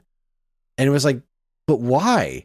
That's the kind of shit that you should be greenlighting immediately because it's making you a ton of money. Like, that's the point, isn't it? But, well, I'm glad. I guess I'm glad those properties are away from Square right now. But, like, come on, man. Put Chrono Trigger on everything. For that Forspoken game, that seems very Western influenced. And same with Final Fantasy. The next Final Fantasy is like looking at the stuff that's been popular around the world, like Elder Scrolls, and being like, yeah, we're going to do that. We're going to do that. But I don't know, man. Square's really weirding me out right now, but give me a new Brave Fencer Musashi. Put friggin' Chrono Trigger on every platform, you bastards. Pricks. I don't want Crisis Core on my Switch. I want my 16-bit Super Nintendo game. God damn it. You got a crazy widescreen fancy version on Steam. Give me all those pixel remasters and Chrono Trigger on all the platforms. Put it on PlayStation, Xbox, and Switch. Do it now. Do it yesterday. Wrong with you people. Or tomorrow. Just fucking do it. I don't care what day. Money on the table, you goons. Yeah, really, it really is. It really is. You want to fund some passion project? Pull the fucking Chrono Trigger dick out. Swing that around for a bit. And the retro Final Fantasies. Yeah. Like, those pixel remasters they announced. Remember, that was it last year? They announced pixel, for mobile. Why? Why? Although, to be fair, mobile gaming in Japan is very, very different than it is here. I get why it's on mobile. I don't get why it isn't different. Also on platforms. Yeah, well, that can't be that much more work for you. It just can't. Not when you make video games. Assholes. You would think, like, this is what you guys do. We're not asking for anything all that complicated. Just not asking you to move a mountain. You got them on Steam. That's great. Put them on the platforms. You can do that. That's all I want. I know you can. We're just, goddamn it, Steam, be on my PlayStation. That too. I want that. That's what I want more than anything. Reading through the show notes, Kris, you did miss the most important announcement of the weeks of Not-E3. I put it in our Discord. Choo Choo Charlie is coming to consoles. Game looks amazing. Fucking Spider Train. I'm so excited. It's a day one instant purchase. $60? Sign me up. That's not enough. You guys are basically giving it away at that point. Exactly. Oh, man. Whew. Well, that was a hoot. And it's late, so that's our show. That was 2 hours of solid information. Yeah. We distilled, like, for less than the PC gaming show, for like a quarter of the limited run game show, we have given you everything. Fucking 9-hour extravaganza that was. Fucking bananas. But that's it. That's all we've got time for tonight. That is our show. Join us next week when we're going to tackle the June 10, 20, 30, 40. I promise we're going to get back to our starter kit soon. Our interviews and E3 kind of threw off our schedule, but we'll get back to business soon. A bunch of pricks trying to sell a comic book. Yeah, seriously. Go contribute to that Kickstarter, God damn it. Yeah, what? They're like $500 away. How is this possible? I don't understand. Me neither. Make it happen. We are on most social media platforms, and if you want to get in touch with us, we aren't very difficult to find. All it takes is a quick look at our show notes, and you'll see links to our social media accounts, as well as all manner of other fun stuff, like a link to our namesake, StoneAgeGamer.com, the Geekade Patreon, which helps keep the show running week after week, and more useful links than you can shake a joystick at. The show's theme song, Squared Roots, was written by banjo guy Ollie. You can learn all about his wonderful music and more by following the link to his YouTube channel, also in the show notes. And finally, as always, we'd like to thank our intrepid editor, Evan, for making the show listenable for all you folks, and we'd like to thank all you folks for listening in the first place. That is it, everybody. Thanks for listening. On behalf of Dan and myself, keep playing games.